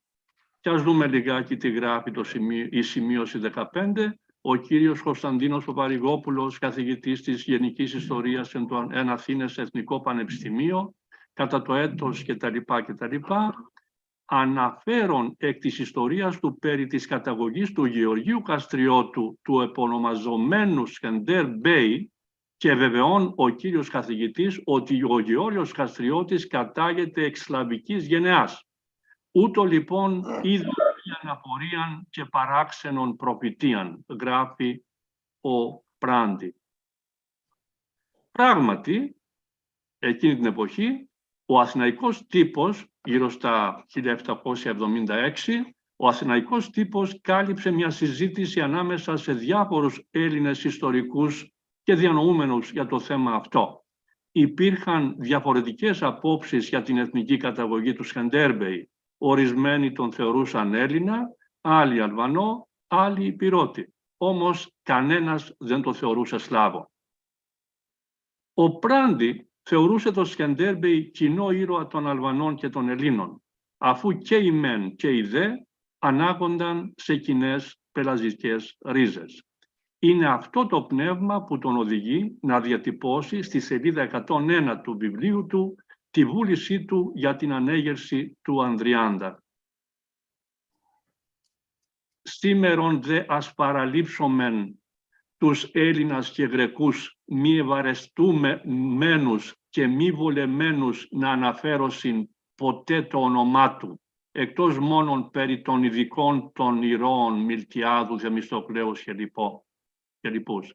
Έχουν να λέγουν, αλλά βλέπομεν ότι ουδέ και αυτοί οι Αλβανοί, οι όμεμοι του ήρωος, δεν τον μνημονεύουν με μίαν θυσίαν 1.000 λιρών προς κατασκευήν και ανέγερσιν του Ανδριάντος του εν τες Αθήνες τη πρωτευούση της Ελλάδος, να εισέλθει και αυτός ο μέγας ήρωος Γεώργιος Καστριώτης εις την ομίγυριν των μεγάλων ηρώων και μεγάλων σοφών ανδρών της ελληνικής φυλής και αυτός ως εις εξ αυτών να συγκαταταχθεί, αλλά χορηγούν μεγάλας ποσότητας προς άλλους και ξένους διεπιδείξεις, η μετάφραση είναι παρακάτω, συγγνώμη, ενώ η ύπαρξη και η παρουσία του Ανδριάντος τούτου θα ευχαριστήσει και θα αναστήσει όλων των αλβανικών λαών.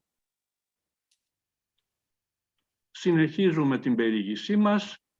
Εδώ θα το δούμε παρακάτω. Είναι το εξώφυλλο ενός γνωστού ποίηματος της εθνικής αναγέννησης, ο αληθής πόθος των Σχυπετάρων, γραμμένο από τον Νάιμ Φράσαρη που ακούστηκε το όνομά του και από τον φίλο Παναγιωτίδη προηγουμένως. Την επιθυμία για ένα μνημείο αφιερωμένο στον Skanderbeg εξέφραζε και ο μετέπειτα εθνικός ποιητής των Αλβανών, ο Ζωσιμάς, όπως υπόθηκε, Νάιμ Φράσαρη, το 1886, στο έργο του «Ο αληθής πόθος των Σχυπετάρων», γραμμένο στα ελληνικά, όπου αποκαλεί τον ήρωα Skanderbeg κοιμήλιον της αρετής, της δόξης της Ανδρείας, μνημείων πατριωτισμού, παράδειγμα αγάπης, και συνεχίζει αναρωτώμενος πότε θα έρθει ο καιρός άγαλμα να σου στήσουν, να πέσουν εις τους πόδα σου θερμός να προσκυνήσουν. Να σημειωθεί επίσης ότι ο Φράσαρη μέσω του αληθούς πόθου δεν εκφράζει απλώς παράπονα προς τους Έλληνες, αλλά εύχεται και προσπαθεί οι σχέσεις μαζί τους των Αλβανών να δομηθούν σε μια διαφορετική βάση. Και ποια είναι αυτή? Εμείς είμεθα Αλβανοί. Σεις δε Έλληνες είστε. Σεις την Ελλάδα έχετε, εμείς την Αλβανία. Έχετε εσείς την γλώσσα σας, εμείς την ειδική μας, και ούτω τρόπος δύναται να γίνει η φιλία. Θέλομεν να διάγομεν μεθόλων των γειτόνων, με Σλάβους και με Έλληνας, εν πλήρη ομονία, εν πλήρη αδελφότητη, εν τάξη και εν ειρήνη. Αλέκαστος να σέβεται το δίκαιο του άλλου. Πολύ ωραία. Ακόμα και 15 συλλάβους έγραφε ο Κύριος. Ναι. Τι ωραίος. Βεβαίως. Και πάμε παρακάτω. Την ιδέα επίσης ενός Ανδριάντα για τον Σκανδέρμπεϊ τη βρίσκουμε το 1893 σε κείμενο ανώνυμου επιστολογράφου από την Ήπειρο, ο οποίος ταξιδεύοντας βρίσκεται στην Κωνσταντινούπολη ξενιτεμένος, ταξιδεύοντας για να πάει να γυρίσει στην πατρίδα του, γράφει, περνώντας από την Κέρκυρα, σε έναν φίλο του για την Ήπειρο, από την Ήπειρο η οποία τελεί υποσκλαβιά, και του λέει τα εξής, σε επιστολή δημοσιευμένη στη Φωνή της Ηπείρου το 1893. Βρίσκεται στην Κέρκυρα και μεταφέρει τις εντυπώσεις του. «Ήλπιζα εδώ εν Κερκύρα να έβρω θειασότας της πατρίδος και άνδρας διακρινωμένους δια τους μόχθους ους καταβάλουν υπέρ των εθνικών σκοπών. Να έβρω Ανδριάντα του Σκανδέρμπεϊ, του υπερήφανου βασιλέως, τον οποίον να προσκυνώσει ευλαβώς η εξυπήρου και Αλβανίας διαπεραιούμενη, και ώστις να δεικνύει εις αυτούς, ο Σκανδέρμπεϊς, το αρχαίον μεγαλείον και την εύκλειαν της πατρίδος». Και τώρα για λόγους χρόνου δεν μπορώ να επεκταθώ πολύ. Ας θέσω το ερώτημα, το κέριο ερώτημα, είναι σήμερα καιρός να στηθεί Ανδριάντας του Σκανδέρμπεϊ στην Αθήνα? Προσπάθησα να απαντήσω στο ερώτημα αυτό πριν ακριβώς ένα μήνα, σύμπτωση, παίρνοντας αφορμή από ένα χαιρετιστήριο μήνυμα του Έλληνα Υπουργού Εξωτερικών κυρίου Νίκου Δένδια. Αυτό είναι από το site το κείμενο από το site του Ελληνικού Υπουργείου Εξωτερικών. Έτσι λοιπόν, βλέπετε το κείμενο. Ο ελληνικός και ο αλβανικός λαός συνδέονται με παραδοσιακούς δεσμούς φιλίας. Η Ελλάδα και η Αλβανία μοιράζονται πολλά περισσότερα από τα κοινά του σύνορα. Μοιράζονται μια μακρά ιστορία αλληλεπιδράσεων και ανταλλαγών.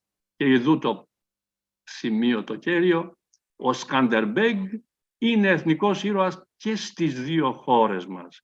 Και οι δύο χώρες μας έχουν υποφέρει από τον φασισμό κατά τη διάρκεια του Δευτέρου Παγκοσμίου Πολέμου. Η δήλωση αυτή του Δένδια ότι ο Skanderbeg είναι εθνικός ήρωας και στις δύο χώρες μας προκάλεσε την αντίδραση, θα έλεγα, μερίδας του αλβανικού κοινού, αλλά και ενός βετεράνου Αλβανού δημοσιογράφου και διπλωμάτη, καθόλου τυχαίου προσώπου, τακτικού συνεργάτη εφημερίδας των Τυράννων.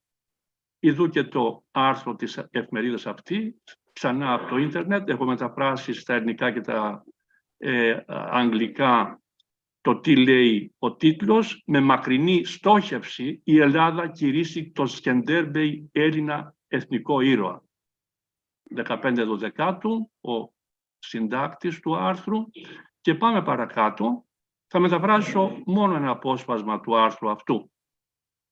Αγγλική μετάφραση, θα διαβάσω μόνο τις δύο σειρές. Η Ελλάδα μας πήρε τη θάλασσα. Μας πήραν επίσης τη Χιμάρα. Τώρα διεκδικούν τον Σκανδέρμπεϊ. Η Αλβανία πρέπει να σημάνει συναγερμό. Κατανοώντας τις ευαισθησίες, Βαλκάνια είμαστε, των δύο πλευρών, ας μου επιτραπεί να ρωτήσω αν έχουν νόημα και βάση τέτοιοι συναγερμοί και καυγάδες που μόνο αποπροσανατολίζουν την κοινή γνώμη και δυστυχώς θολώνουν νερά και μυαλά στα Βαλκάνια.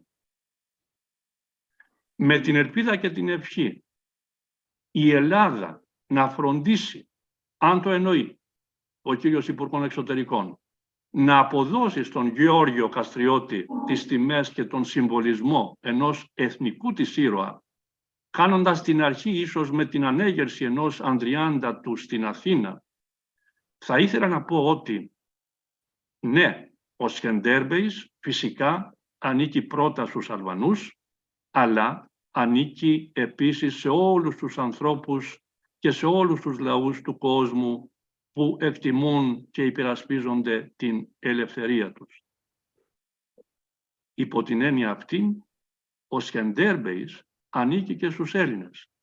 Όπως αναφέραμε προηγουμένως, πριν 200 χρόνια οι Έλληνες αγωνίστηκαν και κέρδισαν την ελευθερία τους εμπνευσμένοι από το όνομα και τα κατορθώματά του. Σήμερα ξανά θα υπερασπιστούν την ελευθερία και την πατρίδα τους από κάθε εισβολέα, είτε έρχεται νύχτα όπως ακούμε, είτε έρχεται ημέρα, βγάζοντας στα πεδία των μαχών τον θρυλικό Σκανδέρμπεη. Ο George Kastrioti, ο Γεώργιος Καστριώτης, δεν είναι απλά ένας εθνικός ήρωας. Είναι ένας παγκόσμιος ήρωας. Η λαϊκή παράδοση που περιγράφει τον Σκανδέρμπεη ως έναν ήρωα χωρίς τάφο, έναν άταφο ήρωα, ταιριάζει, θα έλεγα, τόσο ωραία με τα λόγια του Περικλή από τον επιτάφιο του Θουκυδίδη.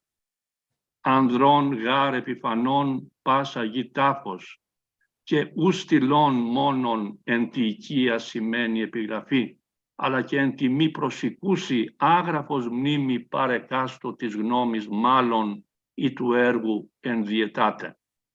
Ας κρατήσουμε μόνο τις πρώτες τρεις λέξεις, «ανδρών γάρ επιφανών πάσα γη τάφος». Κλείνοντας, θα ήθελα να θυμηθούμε τον θηλυκό ήρωα Θεόδωρο Κολοκοτρώνη ξανά, ο οποίος τον Αύγουστο του 1822 έστελνε γράμμα στους Αλβανούς που βρίσκονταν τότε στην Πελοπόννησο και τους συμβούλευε να μην ενωθούν με τους Τούρκους εισβολής και πολεμήσουν κατά των εξεγερμένων Ελλήνων. Είναι ένα γράμμα με λίγες μόνο σειρές, όπου η λέξη «μπέσα» απαντά 6 φορές, όπως εδώ. Γράφει ο Κολοκοτρώνης, «Εγώ εις τους Αρβανίτας έδωσα μπέσα και πρώτα και ύστερα και τα φυλάγω τιμημένα και παλικαρίσια και ποτέ δεν το καταδέχομαι να πατήσω την μπέσα μου». Πρόκειται για την πιο όμορφη ίσως αλβανική λέξη, τώρα σας μιλάει ένας καθηγητής γλωσσολογίας, που οι Έλληνες πήραμε από τους γείτονές μας.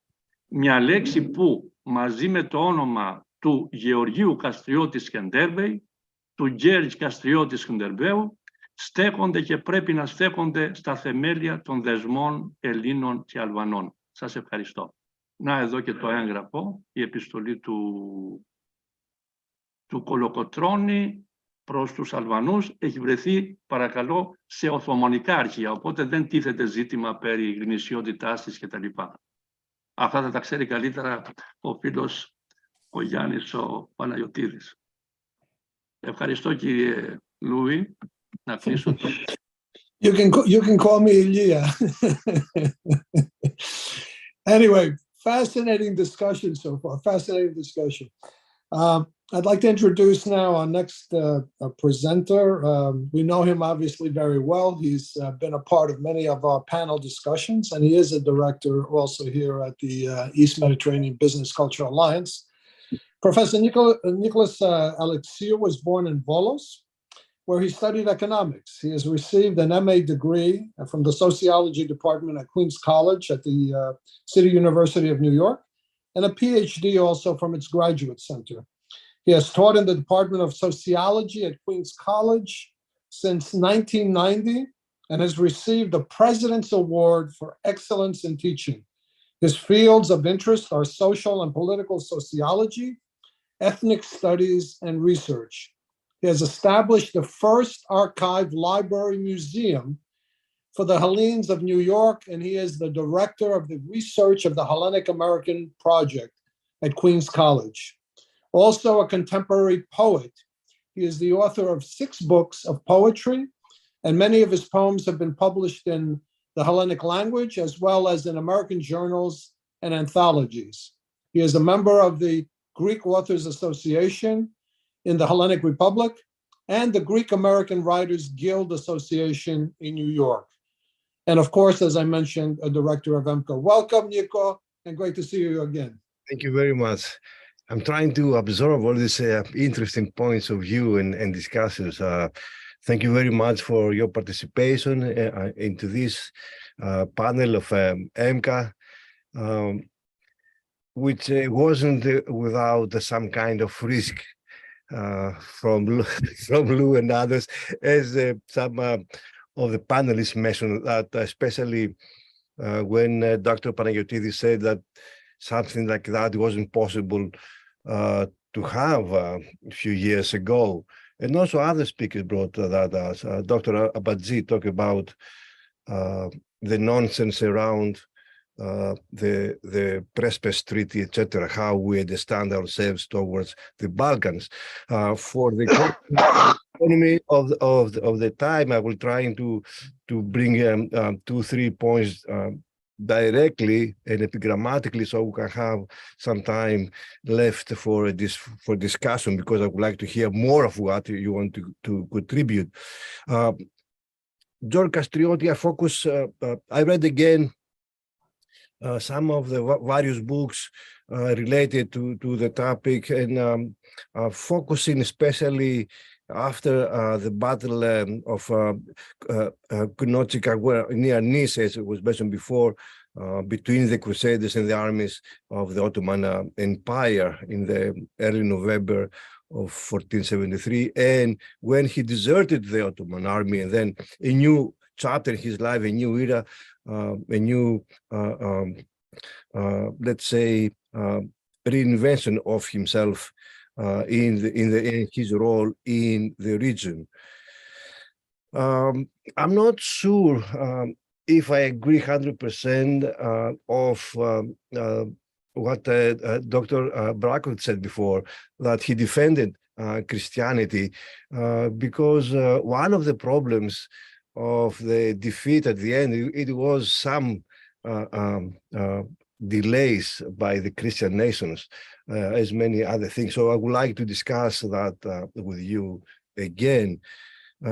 As far as concerns the legacy, besides all the heroics things we heard and all this, definitely his contribution was to hold, to a large extent, the expansion of the Ottoman Empire, by delaying the expansion of the Ottoman Empire into the Western Europe. It is very important at this point to realize the role of the people who lived in the, now we call it the Balkan region, to the successful resistance against the Ottoman of that time, and later to other invaders. But also we need to pay some attention and try to understand and analyze the failure of the Western powers and states to support the efforts, not only of George Kastrioti, but also of the Balkan people in general. And I know that Lou, in his introduction, said that the times were different, and somehow we want to focus on the 15th century. At the same time, I remember a line from William Faulkner, who says, "The past is never dead, isn't even past." So maybe we're focusing on the 15th century, but at the same time, the times are changing. We still have similar problems, the role of the foreign powers throughout the centuries. And as a Greek and as an American, I'm very concerned about the region. The major step since the times of Kastrioti, of Skanderbeg, it is, of course, Rigas Ferraios. I believe, like most scholars argue, it's a whole bibliography, of course. I have one of the books here, Kaplan's book, right, about the Balkan Goths, right, which is a very famous bibliography in the American sociology and Greek American bibliography as well. That despite the fact that the people of the Balkan Peninsula were of different origins and languages, since we have so many linguists here, they still had and still have so much in common. Either this is a tradition through commerce, perhaps, and economy, agriculture, but above all, the other features that connect them. In other words, the American experience of a multicultural society, perhaps it is unique, but also the Balkans pre-exists in that tradition of multiculturalism and diversity for many, many centuries before. I want to bring it to the table what Rigas had to say, and since then, the many attempts and tragic failures, the idea of unifying the Balkans and unifying the Balkan people. Rigas, of course, as the forerunner of the revolution in Greece and also to the whole region, he will argue that, or at least his main attempt was to inspire the Balkans, to inspire the people who lived in the area to rise up together, as it happened in the case of Skanderbeg, of Kastriotis, to unify people and delay the Ottoman Empire. Of course, later I'm going to see that in many other leaders of the Balkans. But the main thing here is to realize that the vision of Rigas wasn't strictly ethnic, but rather to create a general, more powerful confederation. Unfortunately, when we talk about the Balkans as a geopolitical region, it is associated with mess, right? With brutalities, with wars, with fragmentation, and this is the role of the foreign powers, especially for Greece. That was another lost opportunity because Greece, since the 80s, when it became the first Balkan country to be a member of the European Union and a long member of NATO, failed to play the role, a hegemonic role in the region. And it was very funny mentioning Dendia and the particular political party he represents, because they are responsible for the fragmentation and the negative policies that Greece had all these years. Greece managed to be in some kind of conflict or in some kind of alienation with all the Balkan countries, and the right-wing governments or the kings or the PASOK or others later, they contributed to that. Enemies with Bulgarian, enemies with Albania. The famous Golden Dawn expression in Greece in the years of austerity before, Alvane, δεν θα γίνεις Έλληνας ποτέ. So it is very funny that Dendias tries to do that, but in order to do that, maybe it's a good time to start some kind of policies to unify the Balkans. Of course, having a status is not enough. Other things have to be first. the Prestes Treaty, it is one step towards that direction, but still it is exploited by certain factions of the Greek society against the unification of Balkans. With my conclusion, I would like to say again what most of you said, that in a way that the vision Rigas had or Kastriotis had of a unified area, which is at this moment is about 60 million people. At the moment where Europe it is in disarray, the Balkan Peninsula with a united confederation can play a very important stabilizing role. Thank you very much. Thank you, Nico. And the reality is, the reason why I'd like to talk about what was taking place in the 15th century, because some of the things that you discussed are true, certainly then and true today. But what's different, I think, in the past was that this fragmentation that you discussed, based on nations being created, based on borders, based on nationalism, based on a bunch of thieves in different countries, who are creating this antagonism between people. The reason why I like to talk about the time period of Skanderbeg is because some of these things, they existed, but not to the extent that they exist today. In other words, a person who spoke the Hellenic language many times knew the Albanian language, many times knew the Bulgarian language, and actually into the time of the Hellenic Revolution, actually, where people were intermingling with each other, and certainly to the time that Rigas was around. Before that, and when he was talking about creating in his charta, or in his map, let's say, one nation, quite frankly, that included all these people, that's the type of thing that, quite frankly, I wanted to get out of this particular discussion. The diversity, multiculturalism. The diversity of the people, the understanding that we're not, in fact, that different. And that, in fact, if there was a unified, as you would say, Southeast Asia, Balkans and Greece, etc., that it would be one of the most powerful nations, quite frankly, in the world, as we know, based on the natural resources of these countries, etc.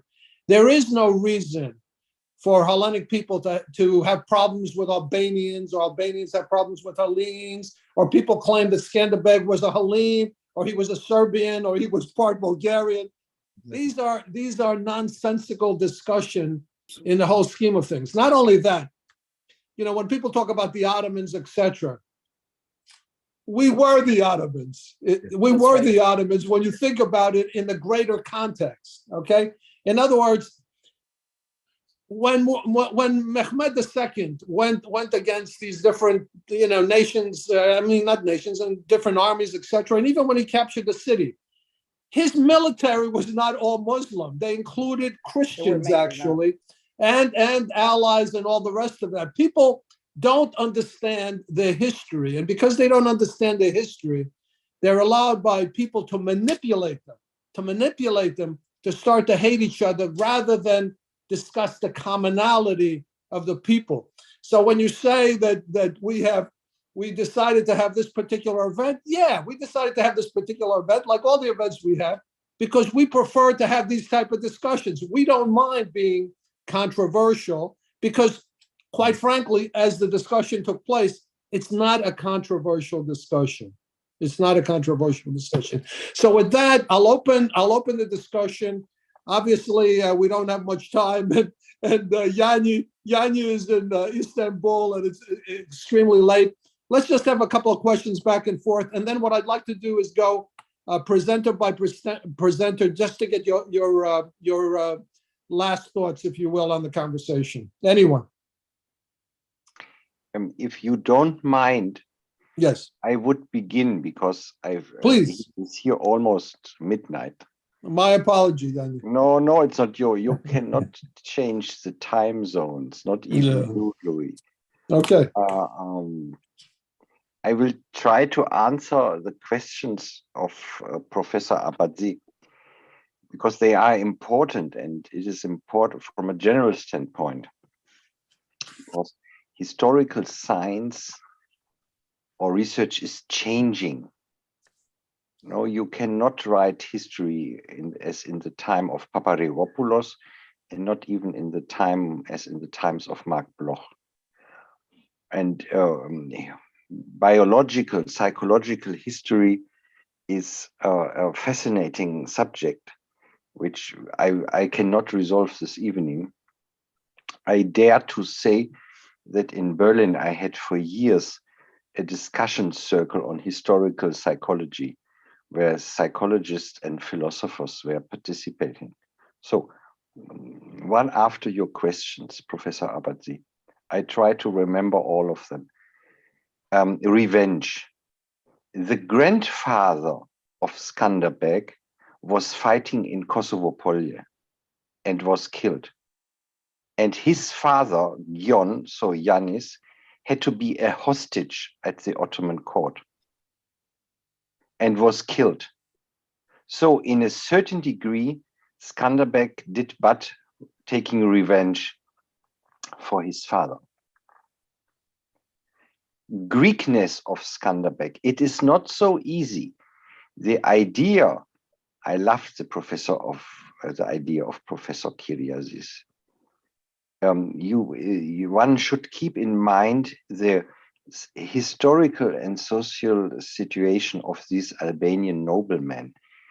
All these families, the Musaci, the Sopia, the Gruppa, the Kastrioti, and so on, they got their fiefs in the Byzantine Empire.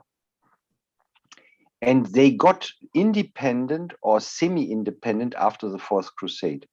There has written no article, as far as my modest knowledge reaches, about the in Miller you find something about this, that the ethnogenesis of the Albanians without the breakdown of the Byzantine Empire in the Fourth Crusade would not have taken place.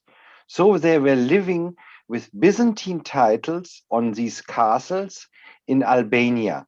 So of course, and this is, Lou is right, we know this from Barletius, that Skanderbeg knew Greek, because Greek was the language they communicated, or with the Ottomans or with the Byzantines. Surely he knew Greek. As a mother tongue, he surely knew Serbian and Albanian, because his mother was Serbian, so it is quite probable. No? But the name Kastriotis is exactly this. This is a Byzantine title. You had a castron or a castri, and you were the chatelaine, so you had the watch or the guard over such a castle. So you were the Kastriotis. This is a Byzantine court title, like Logothetis and others title. This shows the Byzantine incorporation of these Albanian noblemen into the system of the Byzantine state, independently if they were Serbian, Albanian, whatsoever. Final point, and this is again with my dear friend Professor Kyriazis. I don't know, the best German book on Skanderbeg is by Oliver Jens Schmidt, which appeared in 2009. And he actually, what I said is to a high degree indebted to him. You can say a lot about this book, but he tried to take out Skanderbeg after many decades out of this book is in German, out of this national narrative or in the octroi of the Albanian communists and before. And the reaction in Albania was exactly like this newspaper man. Nobody less. Then there was a whole echo. In the Albanian newspapers, can we treat our national hero like this? The famous Albanian writer Ismail Kadare wrote a long article, which I have in German translation, where he calls Oliver Jens Schmidt somebody who makes dirty Albanian national heritage. And this is 2009. So this is really interesting. And this might be an interesting difference. In Greece, all these things are past. No, nobody in Greece today has a problem if we erect a statue of Skanderbeg, which is a great idea. We have also in Athens, we have Kastriotis Serbias. Nobody has a problem with this. But in Albania, I doubt. With if we have, as far as I see, no Albanian among us. If the majority of the Albanian public is already mature for such a discussion. And this is, I'm completely agree with Louis, and I'm very happy what he said. This is why we do these things.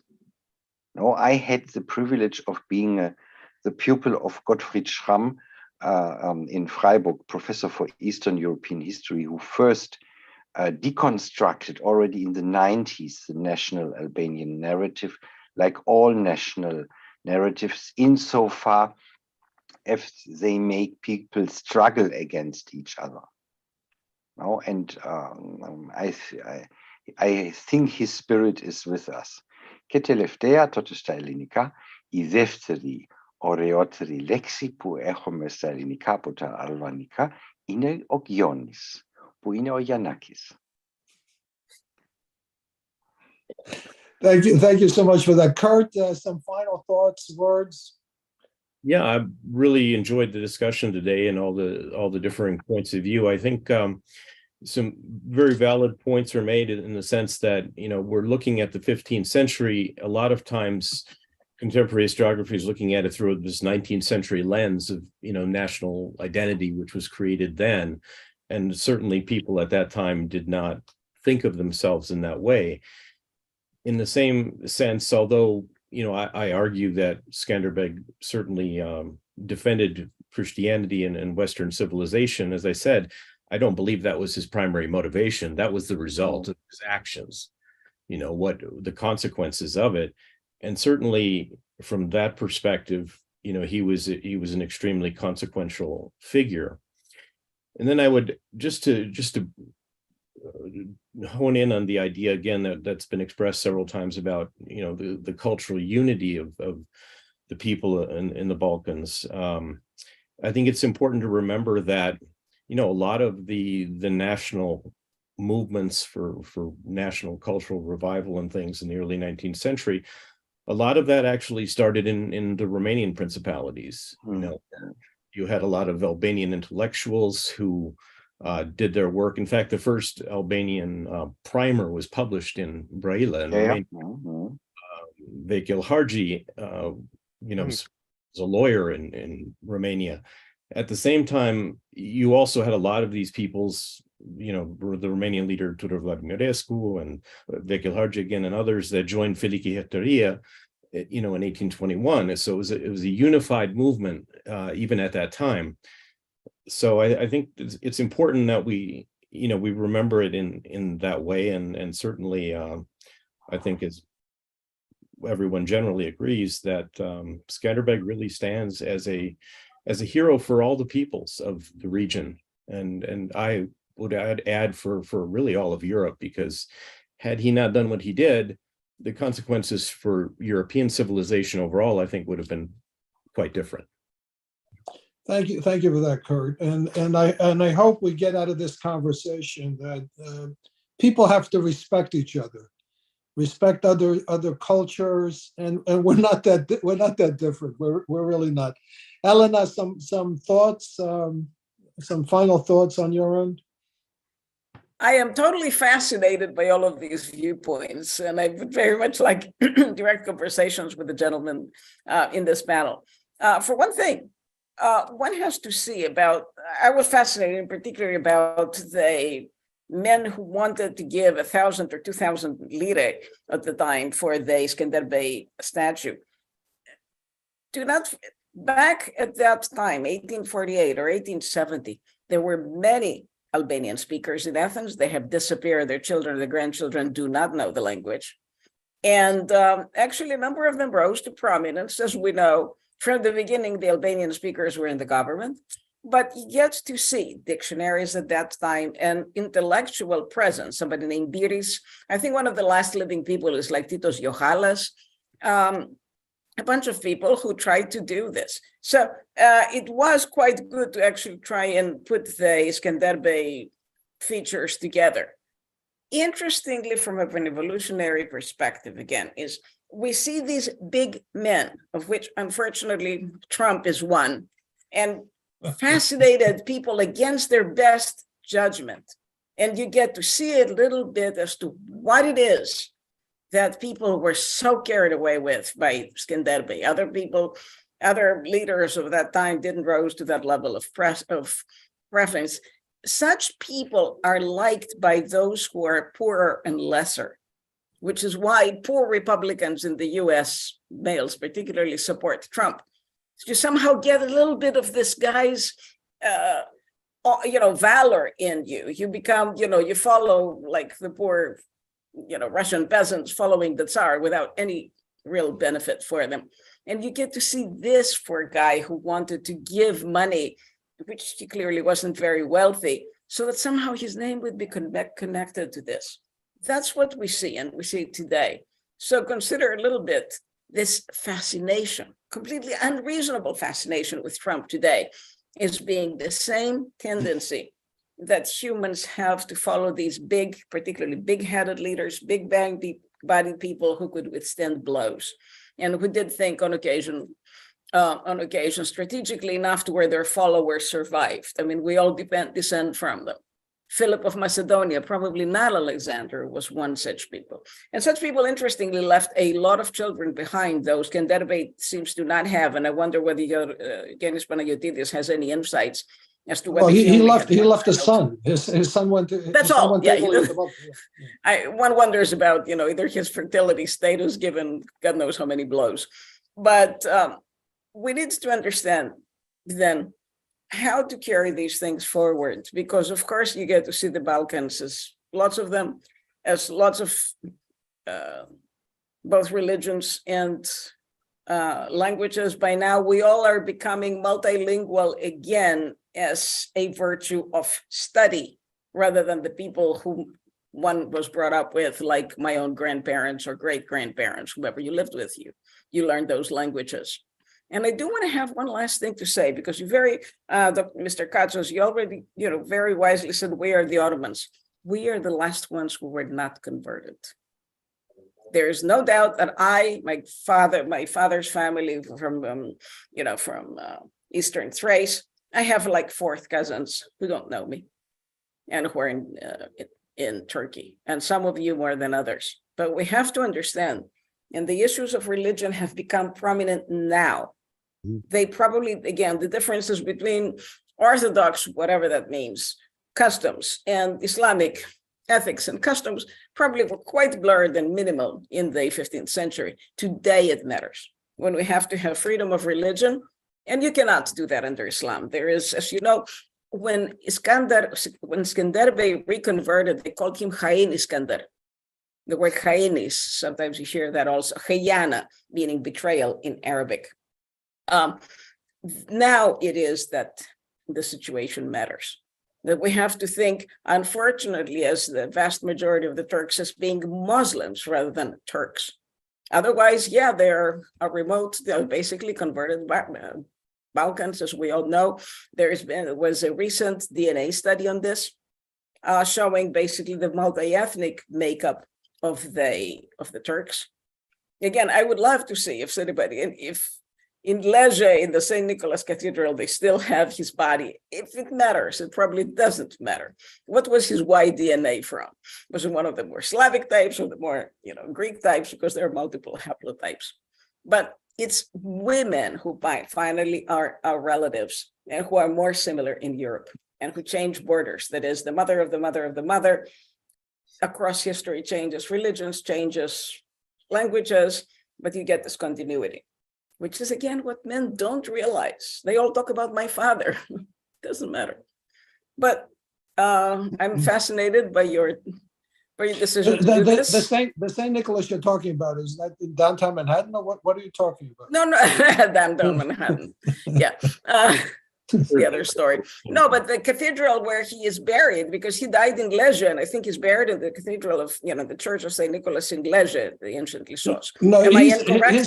St. Nicholas's bones are in Body, as far as I know, and they were taken by the Crusaders during a period when when Muslims were there to rescue the body. That's how they and that's how they built.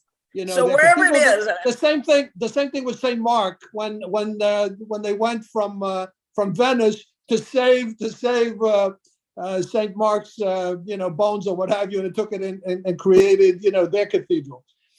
But I find the discussion fascinating, and we didn't have a chance to talk about this, but I think this may be part of another discussion, and I'm glad you brought up what you brought up. One of the things that Kurt brought up, obviously, related to the Council of Florence, which affects a lot of the things that are taking place during this particular time. The Council of Florence, of course, affected other things that come into modern days. Obviously, there were issues. You had Saint Mark, a different Saint Mark, who did not sign the paperwork that related to the agreement in the Council and the Council of Florence. And that triggered a whole bunch of other things, including the Mehmed II knew all these things that were taking place and actually used those things, in fact, to get the people of that time period, let's say the Romni of that time period, to in fact become Ottomans. So that's a different discussion, which I would like to have, including, quite frankly, a discussion of Christianity, Islam, and all the rest of that, because that too has transformed over the centuries, and people don't comprehend it, and people who think they understand their religion. Separate discussion, but I'd like to have that discussion. Nico, no, I'm sorry, not Nico. Theodoro, if you can, some final thoughts. It can be in Greek, in English, whatever you like. Lori, are you there? Yes. No. Thank you. I'm very, very glad to hear, to meet you, all you. It was a great experience.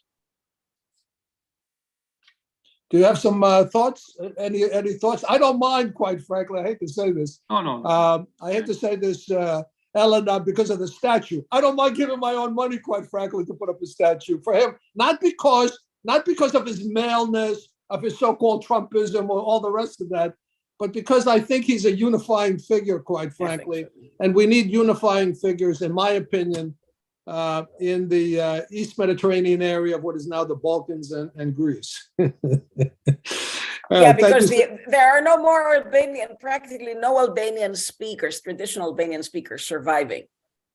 I mean, again, 100 years ago, you had thousands of Albanian speakers, Arvanites. Today, they're almost dead. Listen. So I mean, that would be a unifying force, because you don't have. Listen, I don't mind to have the discussion regarding Arvanites. I don't mind, quite frankly, the fact that certain sections, all of the area around what is now Athens, was mostly Arvanitico speaking, or the Argolid was Arvanitico speaking, or whatever. Those things don't disturb me at all, quite frankly, because I think they're fascinating. Fine. And I think that if we start speaking to each other rather than talking to each other and not listening to what the other person is saying, I think we have a lot in common. With that, if we can, you got some final thoughts, because you brought up, of course, and I did in the beginning, the name of Rigas Ferraios, his thoughts, and how, to a certain degree, he was a unifying figure, or could have been a unifying figure. And obviously, I regard George Kastriotis, known as Skanderbeg, also of the similar type figure in my mind, and why I love to have this event today. Nico. No, I'm very pleased, because what we do at EMBCA, it is proven once more of fundamental importance, and we don't have panels just to have panels, but touching a topic which is totally unknown to the overwhelming majority of the people. shedding light to a figure who played a role, among other things, in defending, in delaying forces to destroy other civilizations. I think this is very important, and maybe this panel will be the beginning of some kind of research on the topic, and in realizing that the Balkans, after all, have more common things, to realize the commonalities than the differences that separate that, which is a pseudo-ideological imposed and politically imposed. And this panel will be the beginning of a new unification and a new diversity in the region. Thank you, Nico. Yes. Sorry, may I just, because I forgot it to say, sorry, Louis, to answer to one point which Professor Abadzi mentioned. This is very important. This is the question of conversion. And this is one of the results of Oliver Jens Schmidt's book. And this is really a big mystery. Why did these Balkan people convert? No, we have the Ottoman statistics. Yeah, in which region, because we have the Tahrir Defter, in which region did they convert when? In Bosnia, Albania, Northern Macedonia, Bulgaria, also in parts of Greece. But what were really the movements against this? No, and there is some secondary literature, and only very briefly, you can read the works by Heath Lowry, an American who's professor in Istanbul for Ottoman studies, who wrote a lot about the so-called soup kitchen conversions. No, that people, after all these wars in the Balkan, joined the soup kitchen, the imaret of the Ottomans, which is a good thought. And another is an old book, Christianity and Islam under the Sultans, where you see, and this is an important and my last point, Islam as preached in the Balkan and propagated in the Balkan was not the Sunni Islam of the Ottoman dynasty. It were mostly the tariqat, the Sufic orders of the Bektashi, Naqshbandi, Kalandar, and so on, speaking Persian, playing music, and converting the people by a mixture between Islam and Christianity. The center of this, especially Bektashi, who in Albania count as a separate religion, was Yanina. Yes. Yes. Ali Pasha was a absolutely was a Bektashi. Absolutely. He was one person who said, if you allow me to lead the revolution, I will become a Christian. He didn't get around to it. Well, that was a time that he was being attacked also, don't forget. Yeah. Okay. But that was the only imitation of Skanderbeg that I can see. Well, I got to tell you, we've done 2 or 3 discussions, many of them live, obviously, before COVID, on Ali. He's a fascinating person, actually. He's an extremely fascinating person. And he was also around this time period. I'm not sure if he died or was born in January, but I would do it in January, quite frankly. And that Suffolk thing that you mentioned is another very fascinating discussion that we can have perhaps at another time. But thank you all, the panelists. It was an amazing, fantastic group discussing someone who was extremely important. For the audience, we, next week we're going to have an event relating to Hellenic American athletics, a glorious history. On February 26th, we're going to discuss another topic, the legacy of former King Constantine II of Greece, which will be another interesting dynamic for the different sides. And then on March 12th, we're going to have, again, a third discussion on a very important topic, and that has to do with the voices of the lost children of Greece, oral histories of the Cold War, international adoptions. And that's another topic that's fascinating. Thank you to the panel. Thank you to the audience. And thank you for the invitation. And thank you for the discussion. And thank you for listening. Thank you so much. Thank you, guys. Kanihta Odi. Mirenita. Yeah, Not an That's- emir. yeah. Not an Thank you, emir, guys. not an emir. Thank you, everybody. Thank you.